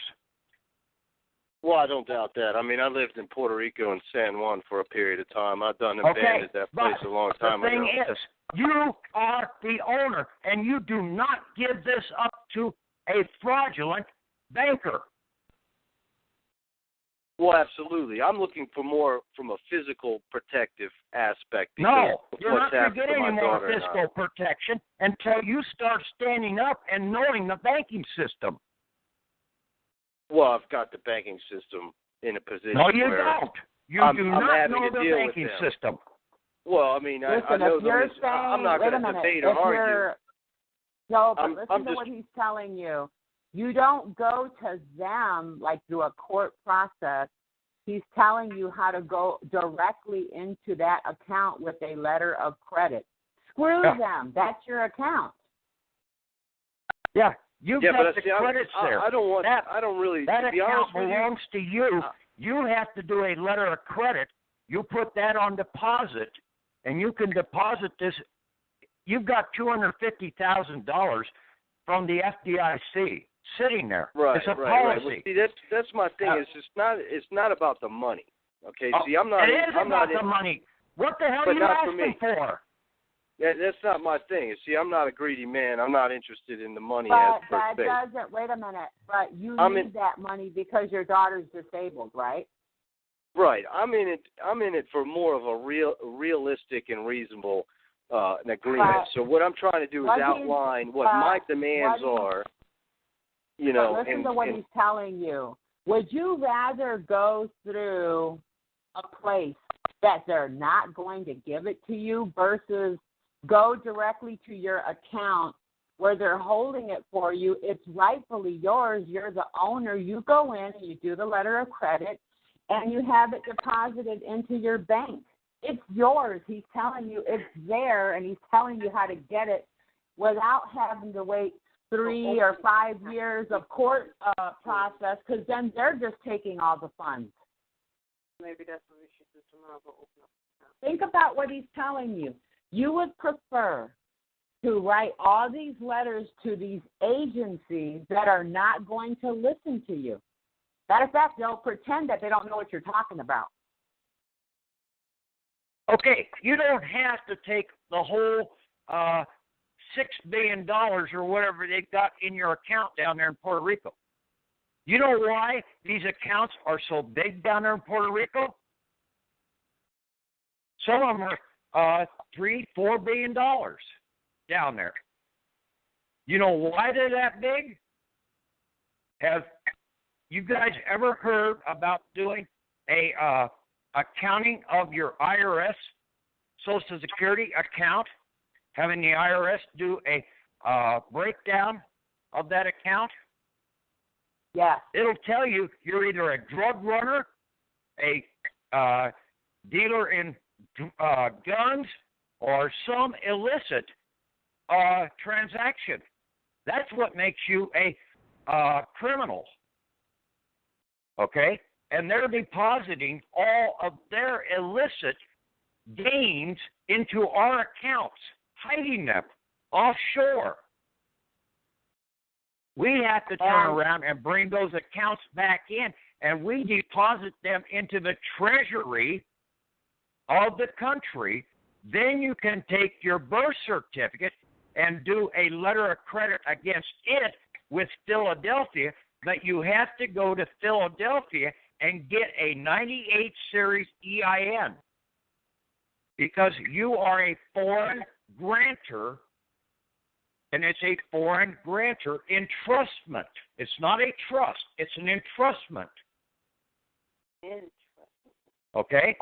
And see, that's what that is all about. You do a letter of credit. You can get funds with your birth certificate by going to Philadelphia, but you need to have a 98 series EIN number because that number then has one dash in it. It's not an employee's identification. It's a routing number, a treasury routing number to route the funds out to you. Now, you're talking about the 98 series. You would have to request it in person? You call them up on the phone, okay? Right. There's a folder in the eConcurrent site there about SS4s, and also I even posted my template up there to go online and get the individual banker's EIN number. Okay. Yeah, you'll see my address and everything else on half the damn documents that's out there because those are the exact documents that I've sent in. And basically, in some cases, I even got my damn certified mail numbers, and you could track and see if I ever mailed them. Wow. Can you do a letter of credit for your light bill? Yes. Okay, that account that the utility company has, okay, that is a promissory account. All corporations out here have to zero their books at the end of the year. Okay? Now, if they zero their books, where do they get the funds to start up the next day? They have to borrow the funds from their customers. Yeah, they not got from the their last 4 digits. They got the last 4 digits of the social. Yeah, well, they got the whole social. They've got basically your whole Social Security number. I'm sure. Yeah. Okay. I was just charging my lights over the phone. I just explained the process to them, and the first time I did it, they put me on hold for about 10 minutes, and they came back and they said yes, sir, and I said, so I don't owe you nothing right now, and he said no, sir, not the next month, and I did that for 4 months in a row. And then the last time he told me, oh, by the way, there's a 2-cent credit on there. But I didn't know enough to tell him I don't know where it came from, but you need to take it off of there. Well, you need to turn around and do a letter of credit and basically authorize them to take it from the account that they're holding. Because, see, I got a hospital bill, and I just sent a letter of credit in against that hospital bill and told them to take it out for $6,200 or $400 and some odd dollars. And that basically on there, it says Patrick P. Devine. And basically then it says guarantor's account number. Okay? Wow. It says guarantor. I'm not the guarantor. That person, that basically the Social Security person, has already guaranteed that account. The funds are there. The hospital's already paid their doctors and everything. So where'd they get the money? They borrowed it from me. I just have to release the credits to them, and the bill is paid. Wow. Yeah. But does that go for anything that you buy, or is it just for public types of public charges? Pretty much anything that's got a corporate has been licensed by the state, okay, public utility or corporation that is licensed by the state. Now, the little ma and pa private grocery store or something like that, no, you can't do it against them. When you can do it against Walmart. How about a car Oh, dealer? yes, Walmart, okay. Now, if you read that UCC 5108, okay, right. a chapter, but read them all, okay? 108 is just one of them, okay? There's go into all of them and read them, and where the hell I feel? Well, let me ask you this, Patrick. You got a spare bedroom for about 2 weeks? No, just get on to the calls and listen to them, and basically get on there and ask questions on the different calls. Normally I have a call Sunday night and Wednesday night that I'm having a special call tomorrow night because I wanted to go over court cases with the people, because when you get stopped by a police officer or anything like that, the first thing out of your mouth is, I need to have your license number and your employer's identification number. Okay? Not their badge number. Huh? Not their badge number. That should be their license number. Their badge number. All right. Okay? Okay. And same thing when you go into the court. You need to have the main clerk of the court, okay, license number, because and then also the bailiff and the prosecuting attorney and the judges EINs, or the court's EIN, and then basically their license numbers. In most cases, it's going to be their bar license number. Okay. And see, those have a bond or a policy, a paid-up policy that's sitting there. Now, if these guys, and then if they cause you harm and they do not set the bills off, when you give them the letter of credits to release the credits to set off the bills, and they don't process those, and they harm you in any way, and another thing, they will always try and get you in contempt of court. Right. Okay? Now, you can stop them by saying, hey, you can go ahead and try and charge me for contempt of court, but I have the power to purge that contempt charge. See, only the living has the power to purge anything, to forgive. They're fictions. Right. How can a fiction charge a creator? They can't. Right. There's maxims of law that basically the creator has the power to destroy. Huh? What if you already have a warrant for your arrest? I mean, it's not a warrant like it came in from a third party. Okay. Now, if you have a third party, like a attorney's office or something like that's trying to come after you, you don't have a contract with them. But you get their license number and their EIN for their attorney's office, and you can take them into bankruptcy court for harassment. Okay. Triple damages. Okay. They're operating in banking fraud too. Okay. See, that's exactly why I need that spare room for like 2 weeks. Well, you know what? I'll tell you what. I've been served with 2 of those warrants, right? And I won't answer them because I know that they're the third-party debt collector. And my daughter got a letter recently saying that, now check this out because they're real smart. You know how you return the tickets in 3 days?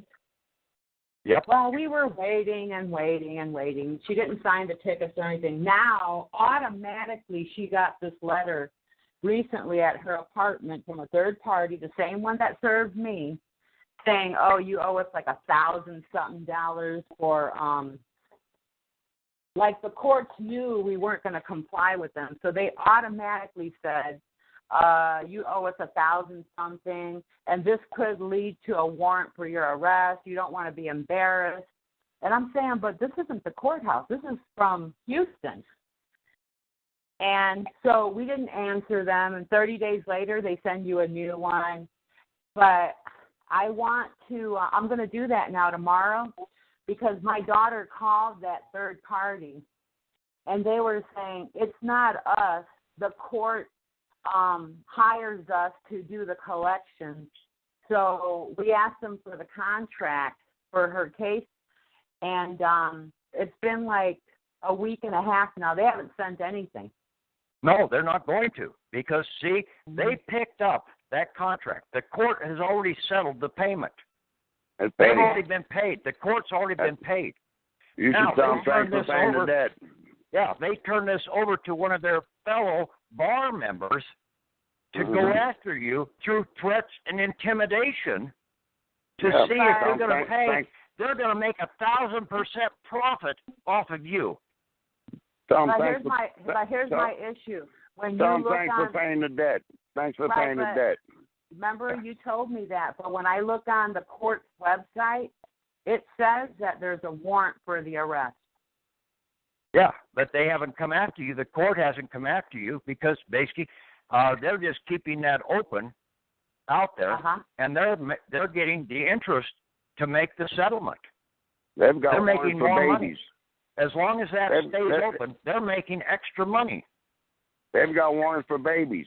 Right, but I don't want let me them, ask you this. like, So here's my thing, but you just said it was a third party, and I don't have a contract. So if I tell them that and I ask them for their license and bar number, am I also supposed to instruct them that if they can't provide it, they need to close the account?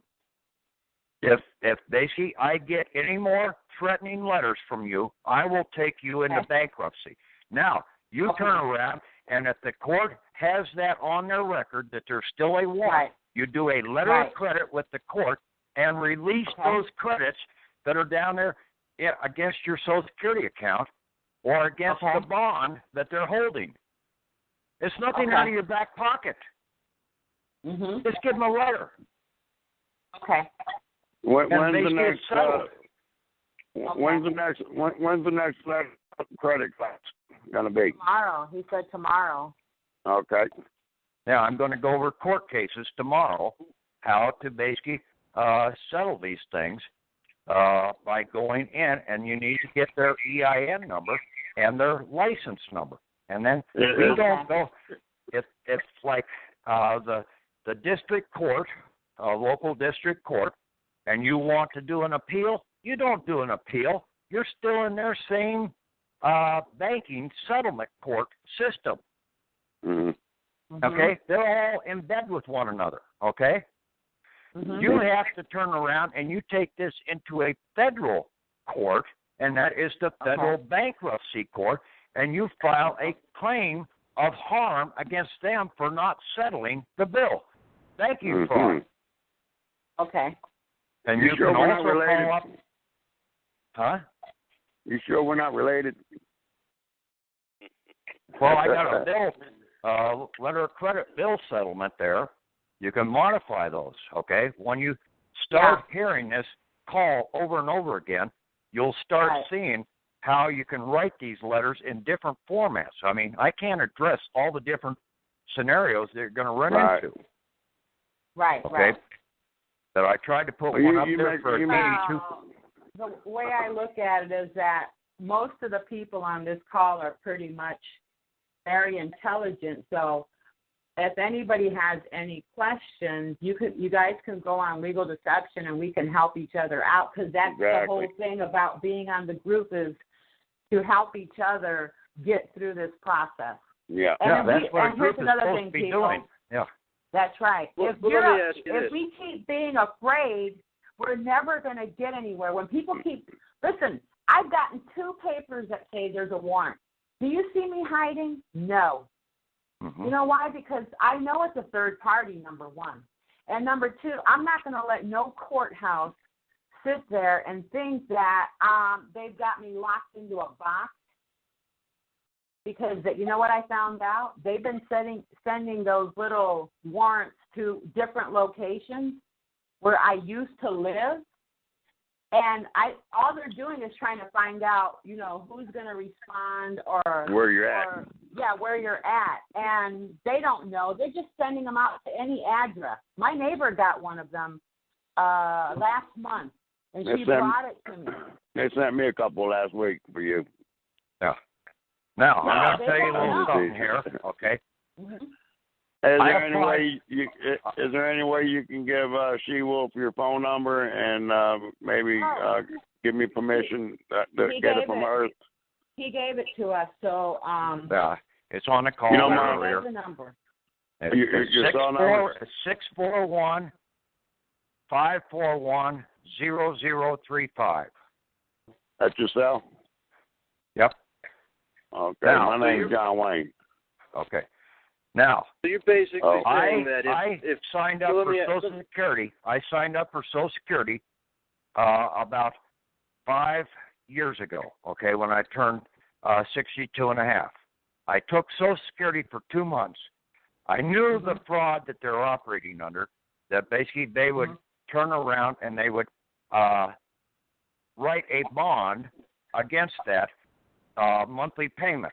Okay, so that they're making a profit off of that each time that monthly check comes out. They get more than you do. Okay, I said, basically, I don't want that. Okay, so I terminated it. I thought I terminated.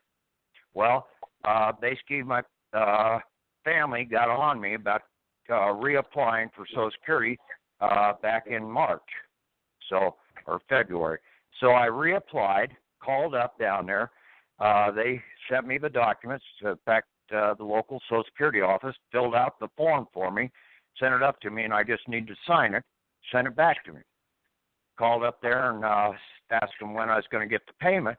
Said, well, basically, we've got to get this resolved because you've got about $60-some thousand coming to you. Mm-hmm. They kept taking the money out every month. Wow. Well, they kept dragging their feet for about 3 months. Finally, I said, you know, this is getting ridiculous. I said, you should at least give me the monthly payment. Right. Okay? If you're not going to give me the full amount, and they kept saying it's got to go through 3 levels of approval. Well, I know who those 3 levels are now, too. I learned a lot more because I sit back and listen and keep my eyes on certain things.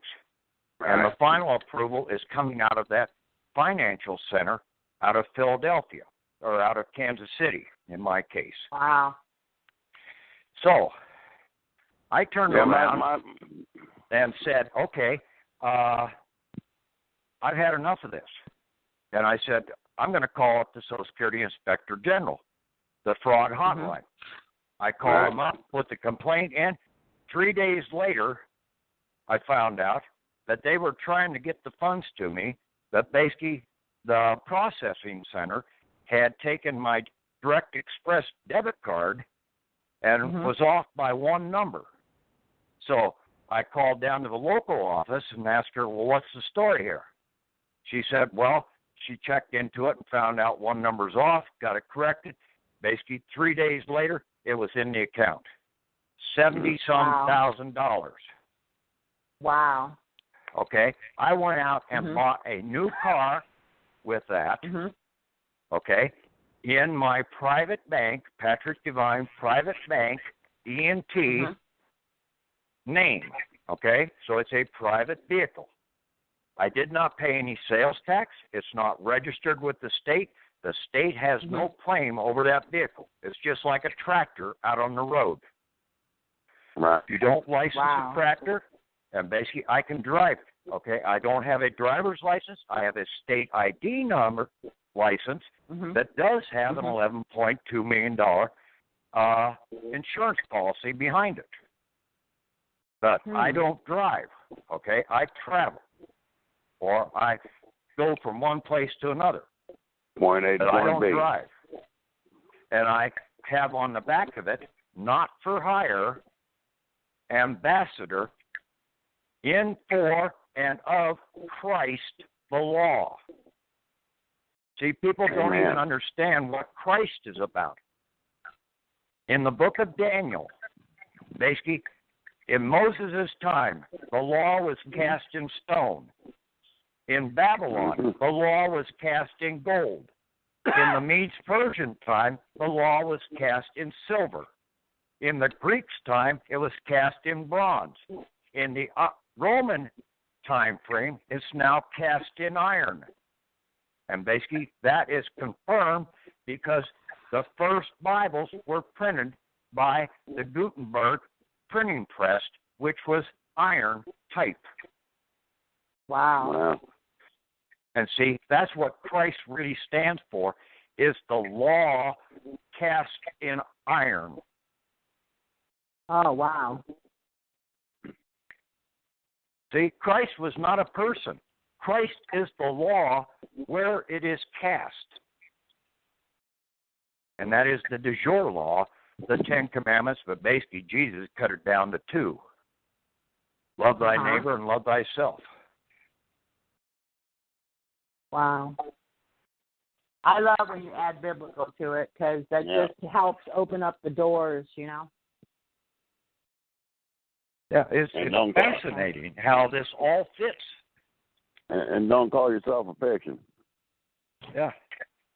You know what? But it's so true that, you know, like we were saying in our other shows, you know, the answers are in that Bible, but everyone has turned away from the Bible. And if we mention it, people really get mad. Sometimes they even get mad.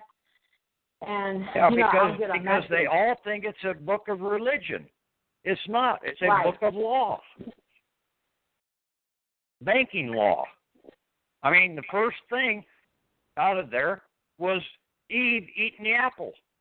Basically going and getting a benefit, like basically what everybody did back in the 60s, rushed down and opened up a commercial bank account to get the goddamn toaster or frying pan. Instead of getting an apple, we were getting a toaster or a frying pan to open up that bank account. Right.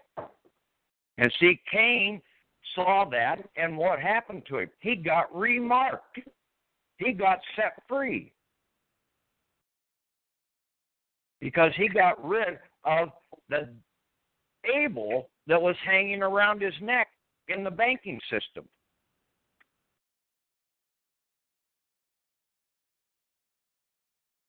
But see, people don't see that. I want to hear the financial side of the story because I tell people that the story has nothing. They're using the story, you know, to try to teach you something, but that there is another and totally different meaning to that story. And I don't know how you learned it, but keep it going because I love it. Well, basically, I grew up a Roman Catholic, okay? And basically about 5 years old, I said, wait a minute, something's wrong here. Sitting there listening to the epistle called No Man Your Father, and it was either epistle or gospel, and then the other one, sitting there and basically Jesus joined the scribes, the Pharisees, and the Sadducees, all those nitwits out of the temple. Well, basically those nitwits are the bankers, the teachers, the lawyers, and the doctors, the quacks, okay? Exactly. And the whole damn process. They're out there to try and fleece you in every which way and tell you a lie. And he really, really fought against them. The story shows that they were liars right from the beginning. And who are the people robbing us? The very same people as they were then. Yeah, no different. And they're all sitting up there in the front pews and everything else, and basically acting holier than thou. And basically they have no love for their neighbor. They're out there closing down on the mortgages and everything else on their neighbors with no remorse whatsoever. They think that's all part of living. my thing is that these very same people, let's say you live in a community, and they'll sit there with you in the church, and you go to the church and you tell them that you have a problem, such as they took your kids or you're losing your house. As soon as you tell that to the church, they shut you out. They close their doors on you. Yeah, and they think that you're the one that is the one that's in wrong.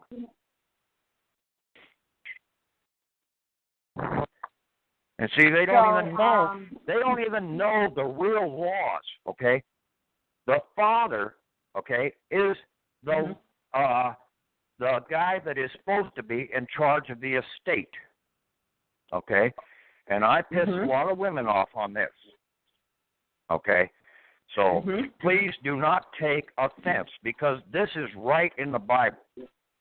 Okay, the woman is supposed to be behind the man, support the man. Okay, the children belong to the man, to the estate, until they come of age. They're the responsibility of his estate. In this country, the man was supposed to have the right to vote as a family unit. Okay, until the next young man in the family got to the age of 21. Then he had a right to vote. He couldn't hold office until he turned 25. But it was supposed to be a family unit, okay? That's how it was supposed to be set up. But the bankers have come in, just like all throughout history, even in the church. They have put the woman against the man. And they did that in the Roman Catholic Church by putting the Virgin Mary out there as a co-redemptress against Jesus, giving her equal power to a man. They do not have equal power. Okay? And basically what they've done is they've stripped the man in America of all, I mean, like, if you try to stand up with your husband in court or your spouse or the man who you're consummate with, they will eat you alive in those courtrooms for standing behind your husband. They do not want to see that. And see, a woman, okay, women do not, now explain this over the years to women, trying to get them to understand this. A woman's protection is found in the book of Ruth. She is to either be standing behind her father as the protector, her husband, or her dead husband. Or dead father, okay? That's what gives her protections, okay, in all regards. One woman down in Texas did that, and basically the court dismissed all charges. She said, I stand by the book of Ruth. And basically the judge knew exactly what the hell was going on, and he dismissed all charges against her because he could not charge her. It would have to be against the father, the husband, or the dead husband. Wow. See, women don't see that they're totally protected in all regards. And it's you see that in also in the book of equity. You know, the book of equity, the law of equity, it says that women and children are protected at all times by the court. But you see them just taking stuff away, like my daughter, her father passed away.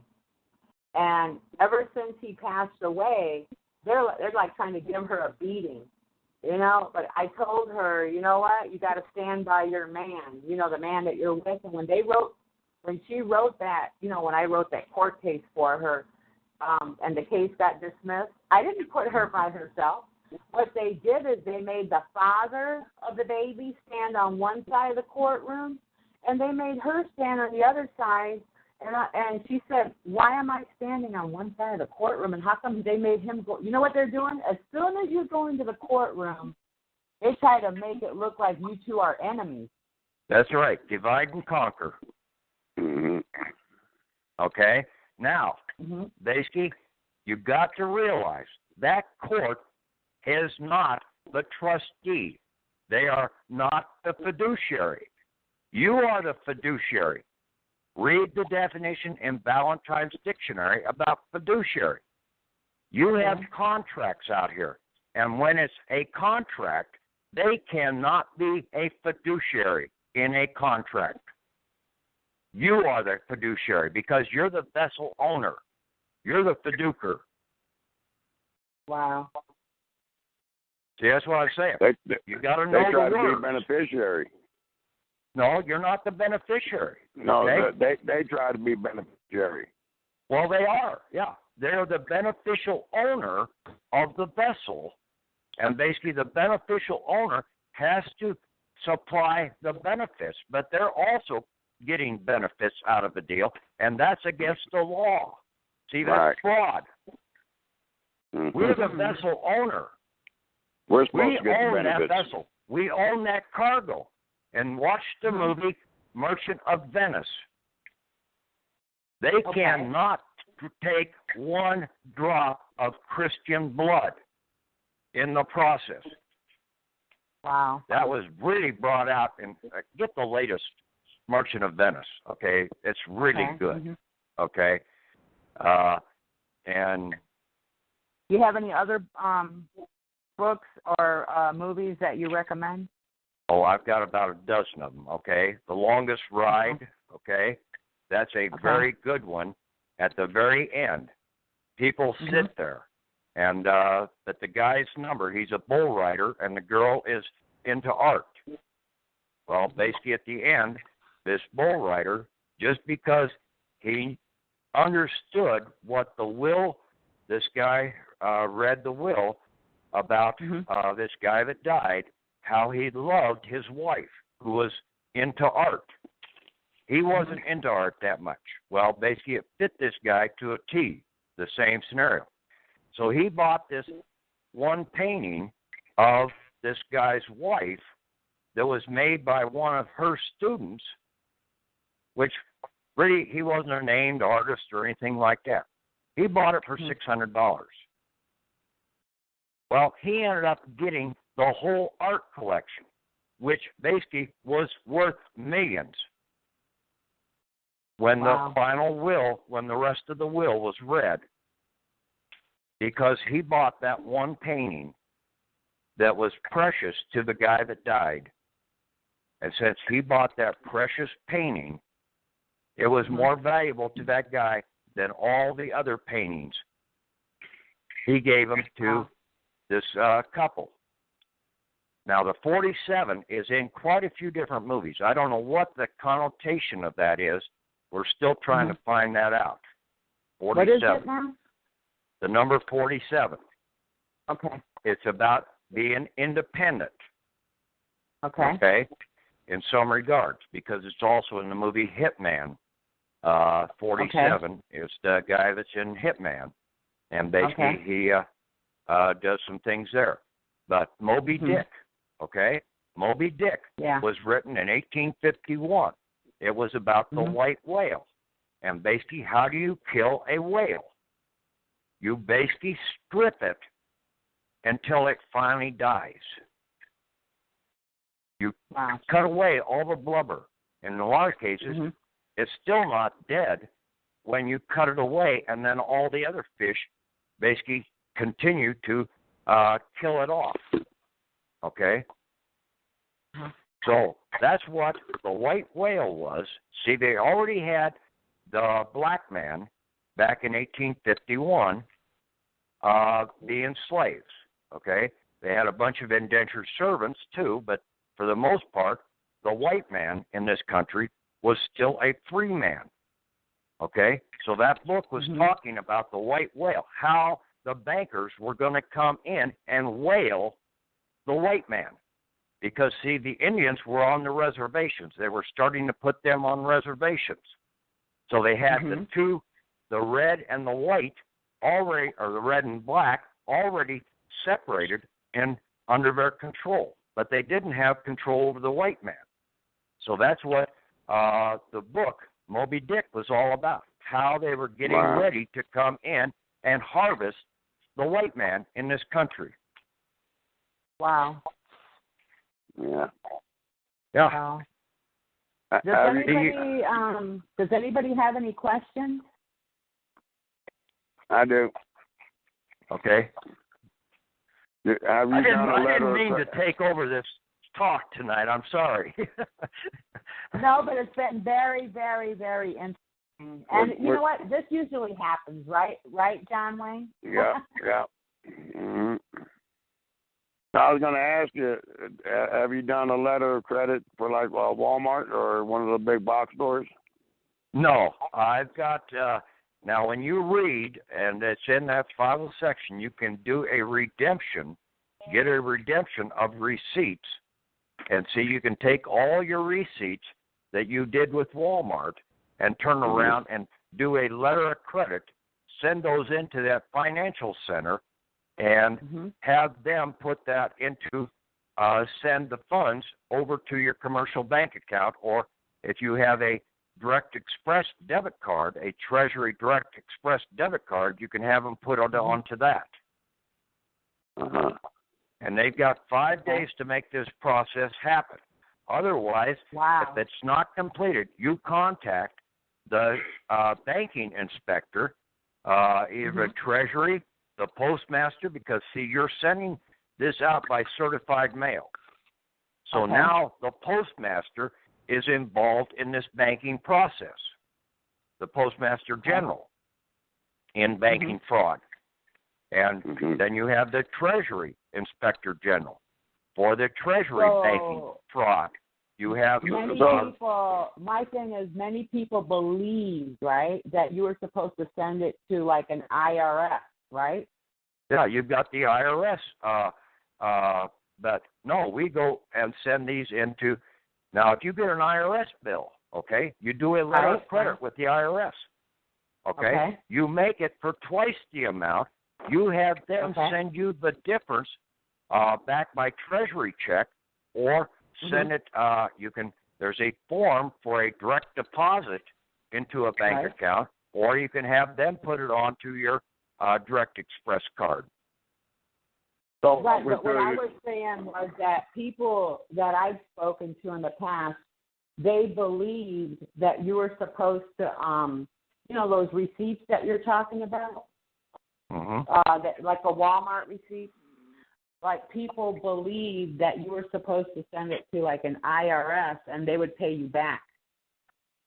No, we can go into basically the port of entry and basically have them process it. They're all they're a financial center, okay? So they can handle all these financial transactions. And see, they're a port of entry. So basically they can go and pull the funds in, bring them into the country, process them, and then basically if there's any taxes due, they will have a tax bill sent to us, and all we have to do is set it off with the IRS and give them a letter of credit to go against the account that's down in Puerto Rico, draw those funds out, and draw some extra funds out while they're at it, and send those to us. And the reason for that is because Puerto Rico is an insular state. They're not a part of the United States still, so that's why they have to go into a They're a territory, and they will never become a state because mortmain accounts cannot be held in continental United States under the Constitution and under the statutes. There's a statute at large that prevents mortmain accounts in this country. And see, the IRS headquarters is in Puerto Rico. Well, no, that's one office of the IRS, okay? No, but what I was saying was like a lot of people, and I know some of our really important listeners are not on tonight, but they thought that you could send those receipts, right, to the IRS and get paid, but what was missing then was that letter of credit. Yeah, but you can send them into the financial center, okay, to the port of entry. Which is easier, right? Yeah. Okay. But you need to have. I've got a friend of mine. He's got millions of dollars tied up in his suit. He's got them in dishonor and backed in the corner. and they're acting like children, and they're not giving him his toys back. It sounds like he's done everything he can do, but they're not in honor with him. What can he do? He needs to basically get their license numbers and their EINs and take them into bankruptcy. Take them into voluntary bankruptcy because they're the bankrupt. Okay. Not us. Good. Okay. See, that's the problem. And I went into bankruptcy back in 2005, and I knew. My gut told me, I can't be here. I'm not a bankrupt. I'm an owner of this country. I'm an owner of this country. How can I be bankrupt? Right. Yeah. For that reason, I didn't go into bankruptcy because I said, how can we go into bankruptcy if the United States went bankrupt in 1933? Why are we filing for bankruptcy? Yeah, it's just the corporation, the charter corporation. And see, they're operating under a charter. And basically, they're operating under a foreign charter. The United States that went bankrupt in 1933 was the secondary charter, United States of America, minor, which was copyrighted out of England in 1871. Okay? See, so that is a foreign chartered government. So we gotta get these accounts set up before we can even start sending out letters of credit, right? Yeah, because see, the original charter, the United States of America Major, that charter is a charter that cannot be operated for hire or for profit. The de jure. The de jure government cannot be operated for hire or profit. That's why they set up this secondary charter that could operate for profit and hire, because the people weren't giving them enough money to operate all their fraudulent systems that they wanted. The de facto was set up to be sued and to sue and be sued. But what were you just saying, John Wayne, about you have to set up an account first? You gotta get all your other paperwork in place first before you start sending out these letters. The only paperwork you need to get an estate EIN over your dead man mortmain account. Okay? You writing that down, G-Wolf?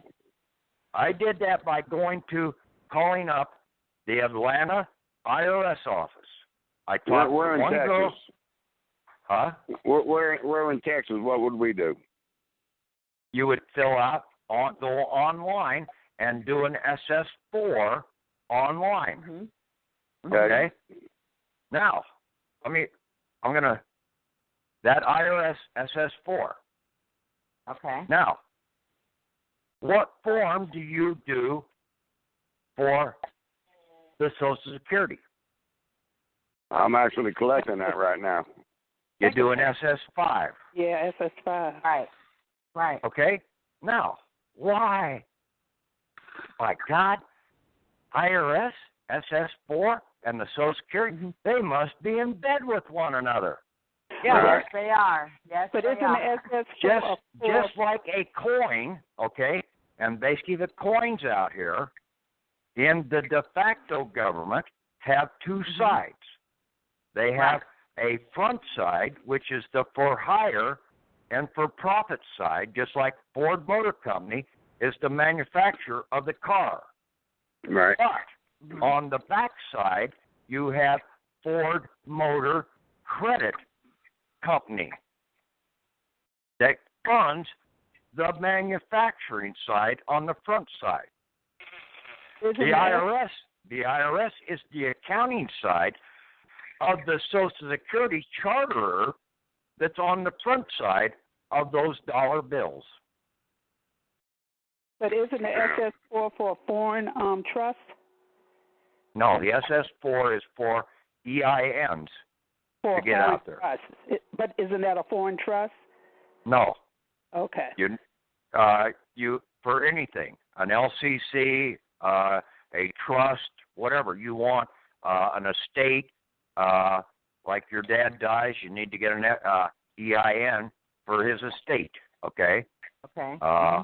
And lawyers will take care of that for you, and basically they will rip you off right and left because you don't know what the hell's going on, okay? You've never brought his account back out of Puerto Rico and brought it back ashore here in this country and had it properly buried into the de jure treasury of the country.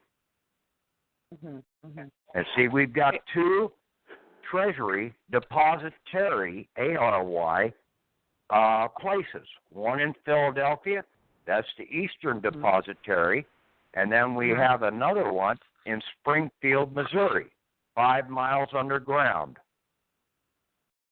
That's why the movie Simpsons was out there, because in the movie Simpson, the place where Homer and Bart lived was Springfield.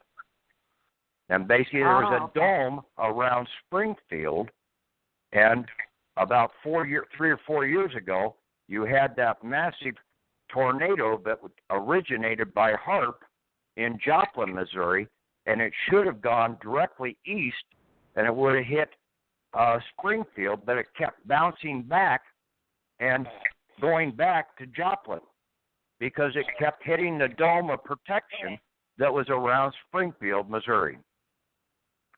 Wow. So when you do the SS4, you're using your all-cap name, your state name, and your own Social Security number to set that up. Okay.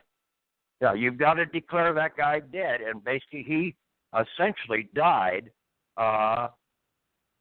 He was dead from the get-go, okay?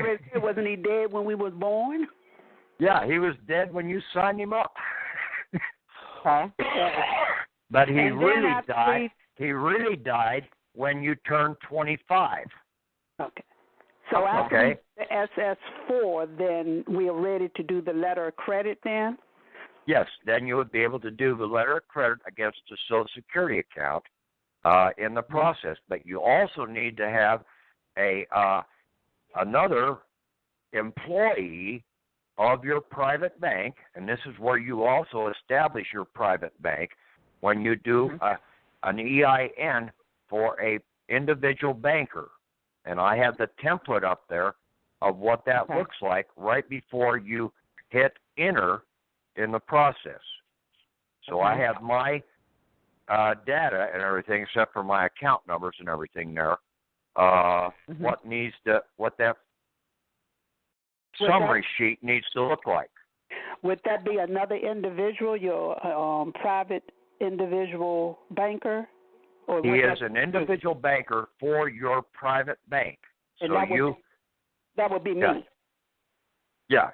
And see, that's what I had to identify who this individual banker was working for, and I said for the Patrick Devine Private Bank E&T. Okay, estate and trust. Okay, and see, that's who bought my car. So that car belongs to my private bank E&T. So the state has no control over that because the state cannot deal with private enterprises. But they can go after private trust. Right. Oh, okay. Yeah. See, stay away from trust, please. Okay? Okay. Because they will get you into big trouble. And there is no trust in this country. That's true. Yeah. We have things in entrustment, but there is no trust per se. Now, I'm being garnished by the IRS, so the letter of credit would take care of that? Yeah. You can basically say, hey, what do I need to do to settle this? And basically have them send you a bill, a settlement bill. You turn around and you do a letter of credit for twice the amount and then tell them to send you the difference, the excess credits, back to you. Okay. Yeah, you might as well make a profit off it. Get paid for your service. Yeah. Okay. Yeah. Now, when you're saying about this SS4 form, right? What office are we sending this EIN estate SS4 form to? What office?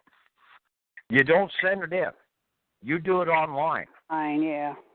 Oh, okay. And basically you can do one a day. Okay, so tomorrow you should be able to get the estate EIN. Then Monday you should be able to get, and then you can also call up tomorrow, and there's a phone number to call up Philadelphia, and you have to call them and talk to them on the phone. Okay? Okay. And you have to know that you're coming in a foreign jurisdiction. So your address is in a foreign jurisdiction to the state, to Pennsylvania. Okay? Okay. Because each state is foreign to one another. Right. Okay? So you really have a foreign address. You just don't realize that you're a foreigner in your own country. Do we use a federal address or a P.O. box address? I would use my local address, basically where I'm living. The federal address. Now, it's not federal. It's your republic address. Okay. Yeah. I thought you that was are a republic citizen. Okay. Okay. Now, my question is, that's what why I was are thinking. wait a minute. Why are we calling them though? Because that one has to be done personally. Okay? You're not going to run out there in person and talk to them. So you do it over the phone. You don't do this one by form. See, this is in the de jure side. Right. When you go to the Philadelphia for that 98 series number. Yeah. Okay, 98 series, for the 98 series number, right? Yeah. And see, that will So get you you your EIN to access the Treasury using your birth certificate, because your birth certificate is your inheritance claiming document. Okay. Okay, so you're going to do the SS4 online, and then they're going to give you your EIN number right then and there. Then you call Philadelphia and give them that EIN number that you got from the SS4 online? No. You do one on the IRS website for an estate EIN, okay? Right, and it'll probably come out to be a 47 number. Right. Okay?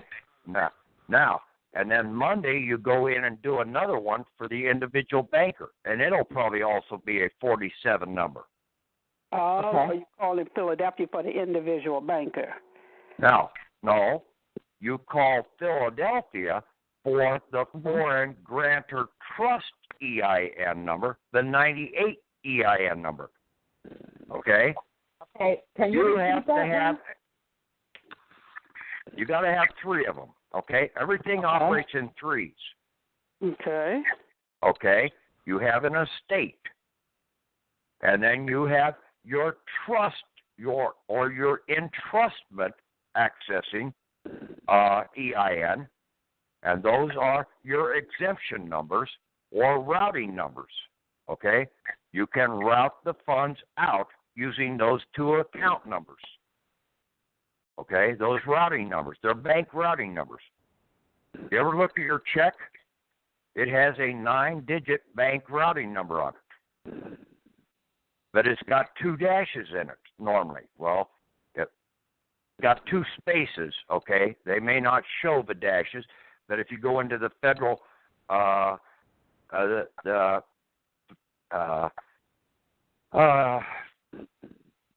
Federal Reserve Bank routing numbers that they have on the internet there, you'll see that each Federal Reserve Bank has a routing number, 3 digits, a dash, and then so many digits, and then dash 1 or 2 or something, whatever. But it's got 2 dashes in it because that can go either way, in or out of the account. So it can route it in or route it out. But with these EINs, the estate EIN, it can only route the funds out. You can't deposit into the Social Security account using that number. Now, the Social Security number has 2 dashes in it. So it can route money out using the Social Security number, which the IRS uses to route funds out, and it can also route funds in because when you're paying, having deductions for your Medicare and your Social Security, it's depositing those funds into your account. So it's routing funds in. Okay? Now, the estate or the foreign grantor trust, which is going to be the 98 number out of Philadelphia, okay, that one basically only has one dash in it too. It will route the funds out of the Treasury. You can't deposit funds back into the Treasury. Anybody online there? Yes. Okay, I didn't know whether my phone dropped off or not. It does that every once in a while. I'm trying to recap on something real fast, if you got a second. You mentioned about charges being open, like cases being open, and then accessing continual source of funding via these open cases. Now, I'm curious to know about that, because I think I've got a traffic ticket when I had a different license from a different state in Maryland from 1995 that was paid and dealt with back then, but it's still showing that it's open. So are you telling me they've been collecting money for 20 years on a $80 traffic ticket? Yeah. That driver's license policy, you had a driver's license from the other state, right? Correct. Ohio. Yeah. So that driver's license is still open in that state. They're still making money off that driver's license. Well, I mean, it's long since been expired by their standards, but like I said, I mean, this was 20 years ago, but it's still showing that it's an open case, that it's still valid. So it's until you properly close these things down, they're going to remain open. So so you're saying you have to file all these EINs to properly close them down and then send a letter of credit? You turn around and you do a surrender of all this over to the financial center, either in Philadelphia or IRS. You try and give them a complete manifest of all the accounts that you've had. Your driver's license, your marriage license, your certificate of title to the house, your certificate of title to the car. See that certificate of title to the car. Look at that certificate. It's got a value on it. It's a piece of stock. It's on a stock paper. No, it is a promissory note. You can do a letter of credit against that $20,000 certificate of title. You can deposit that right into your bank account. There's so many credits sitting right there. You want to buy a new car. You go and get the window sticker. You turn around and do a letter of credit. You send it to the Ford Motor Company credit union in Michigan. You want one for Chrysler. You have to find out the credit union for Chrysler. You send it in to them. Or you give it to the local car dealership and say, here's my letter of credit. Give me the car. They've got 5 days to get it processed per section UCC, section 5108. So basically, what you're saying is that both the foreign grantor trust number comes from Philadelphia or Kansas City, depending on what side of the Mississippi. No, get this right, okay? The foreign grantor trust is attached to your birth certificate. Your birth certificate is attached to the de jure treasury of the country. That is an inherent. That is your American birthing inheritance. Okay? Don't listen to all the other garbage that people put out there about that birth certificate. They've deceived you. Well, I'm not listening to any of that in that regards. What I'm trying to do is I'm listening to you right here and right now, trying to clearly understand what you're trying to articulate here, because you're throwing a lot of information out very rapidly in a position that anybody that is rational listening to these things, even those who are somewhat in the know, so to speak, or dealing with these bankers like myself. I'm dealing with these bankers. I'm dealing with the United States Air Force Intelligence Agency in a financial capacity for a $200 million claim. So I know what I'm talking about, and I like to listen to others who know what they're talking about. What I'm trying to do is better understand what you're trying to articulate here, because from my position, and maybe I'm just an individual with an individual area here, but it sounds to me like many people are trying to become more enlightened and have a conscious understanding of this process, however correct it may be. I think some things might work for some people and maybe not work for others. So it will work for everybody if they operate this system the way it was designed, and it was totally designed to be operated as a letter of credit. This goes all the way back to how they set up the system with the Federal Reserve banks for the corporations. The corporations all operate under a letter of credit. I mean, honestly, it goes back to the time of Joshua. I mean, all we have to do is, look at Joshua 6:19. Yeah, but they don't say letters of credit. They don't say letters of credit. Well, it may not say that, but it does talk about depth and deafness and so on and so forth. Through the people's mind. And see, the destroyer of this country is not the Federal Reserve banking system. The destroyer of this country is the insurance policies. What got Garfield killed back in the 1880s? They brought in the insurances into this country, the insurance policies. Garfield tried to prevent it. That's why they killed him.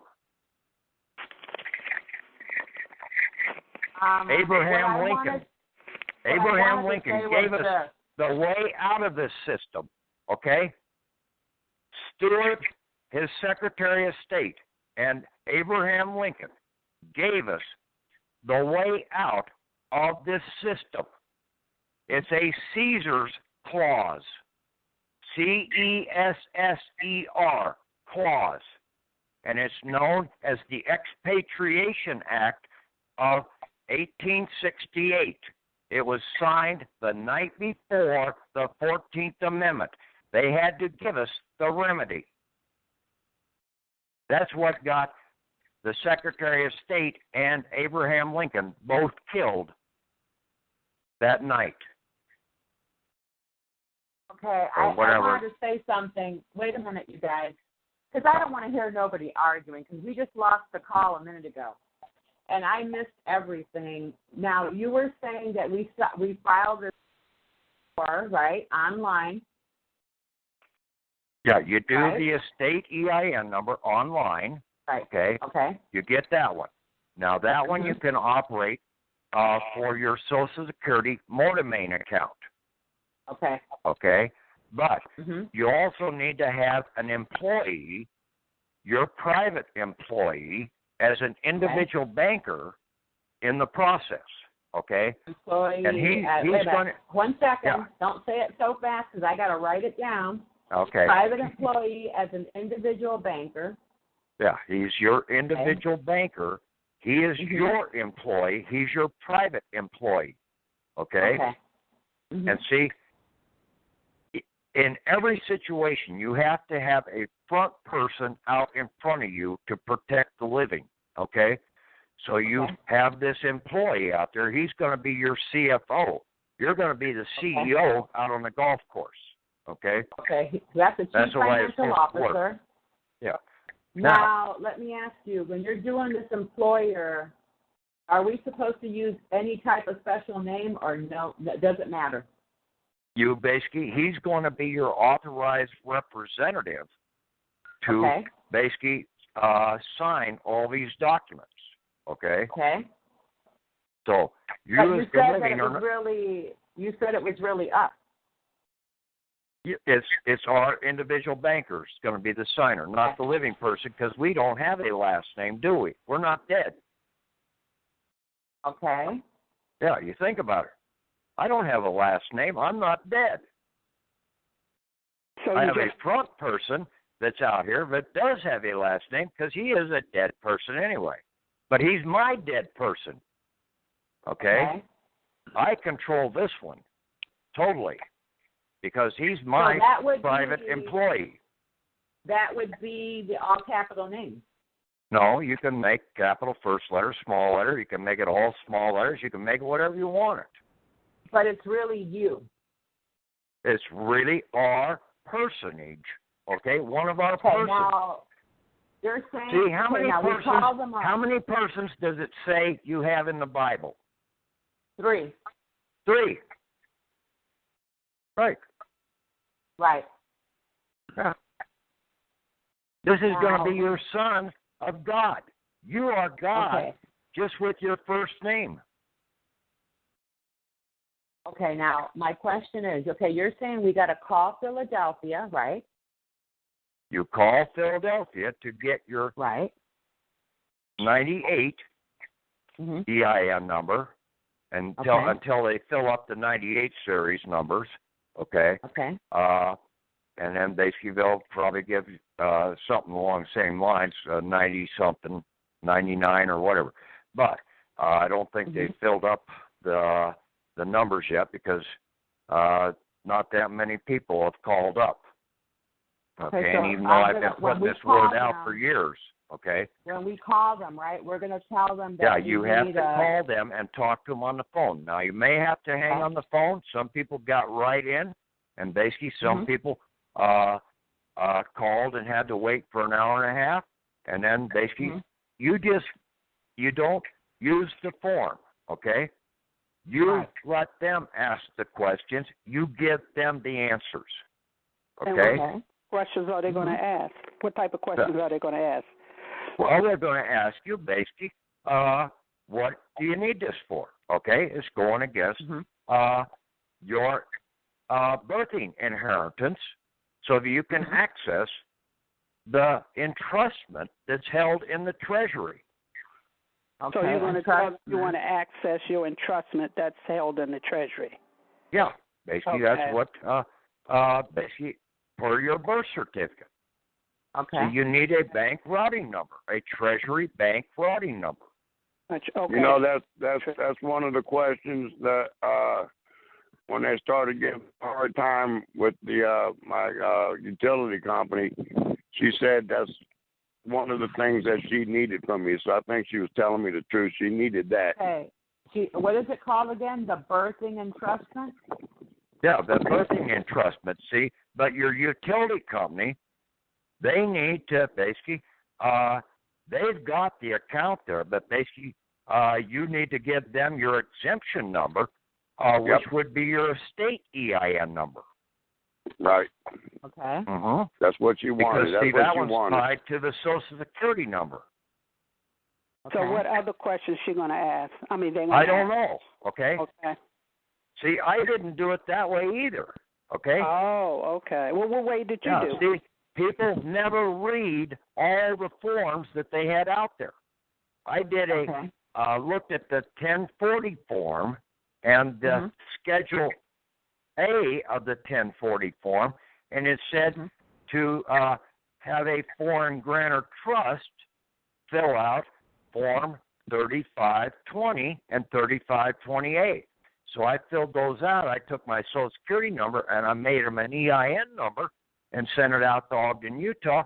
They sent me back and said, hey, that's not an EIN number. They went out to Philadelphia and got my EIN number for me. Okay.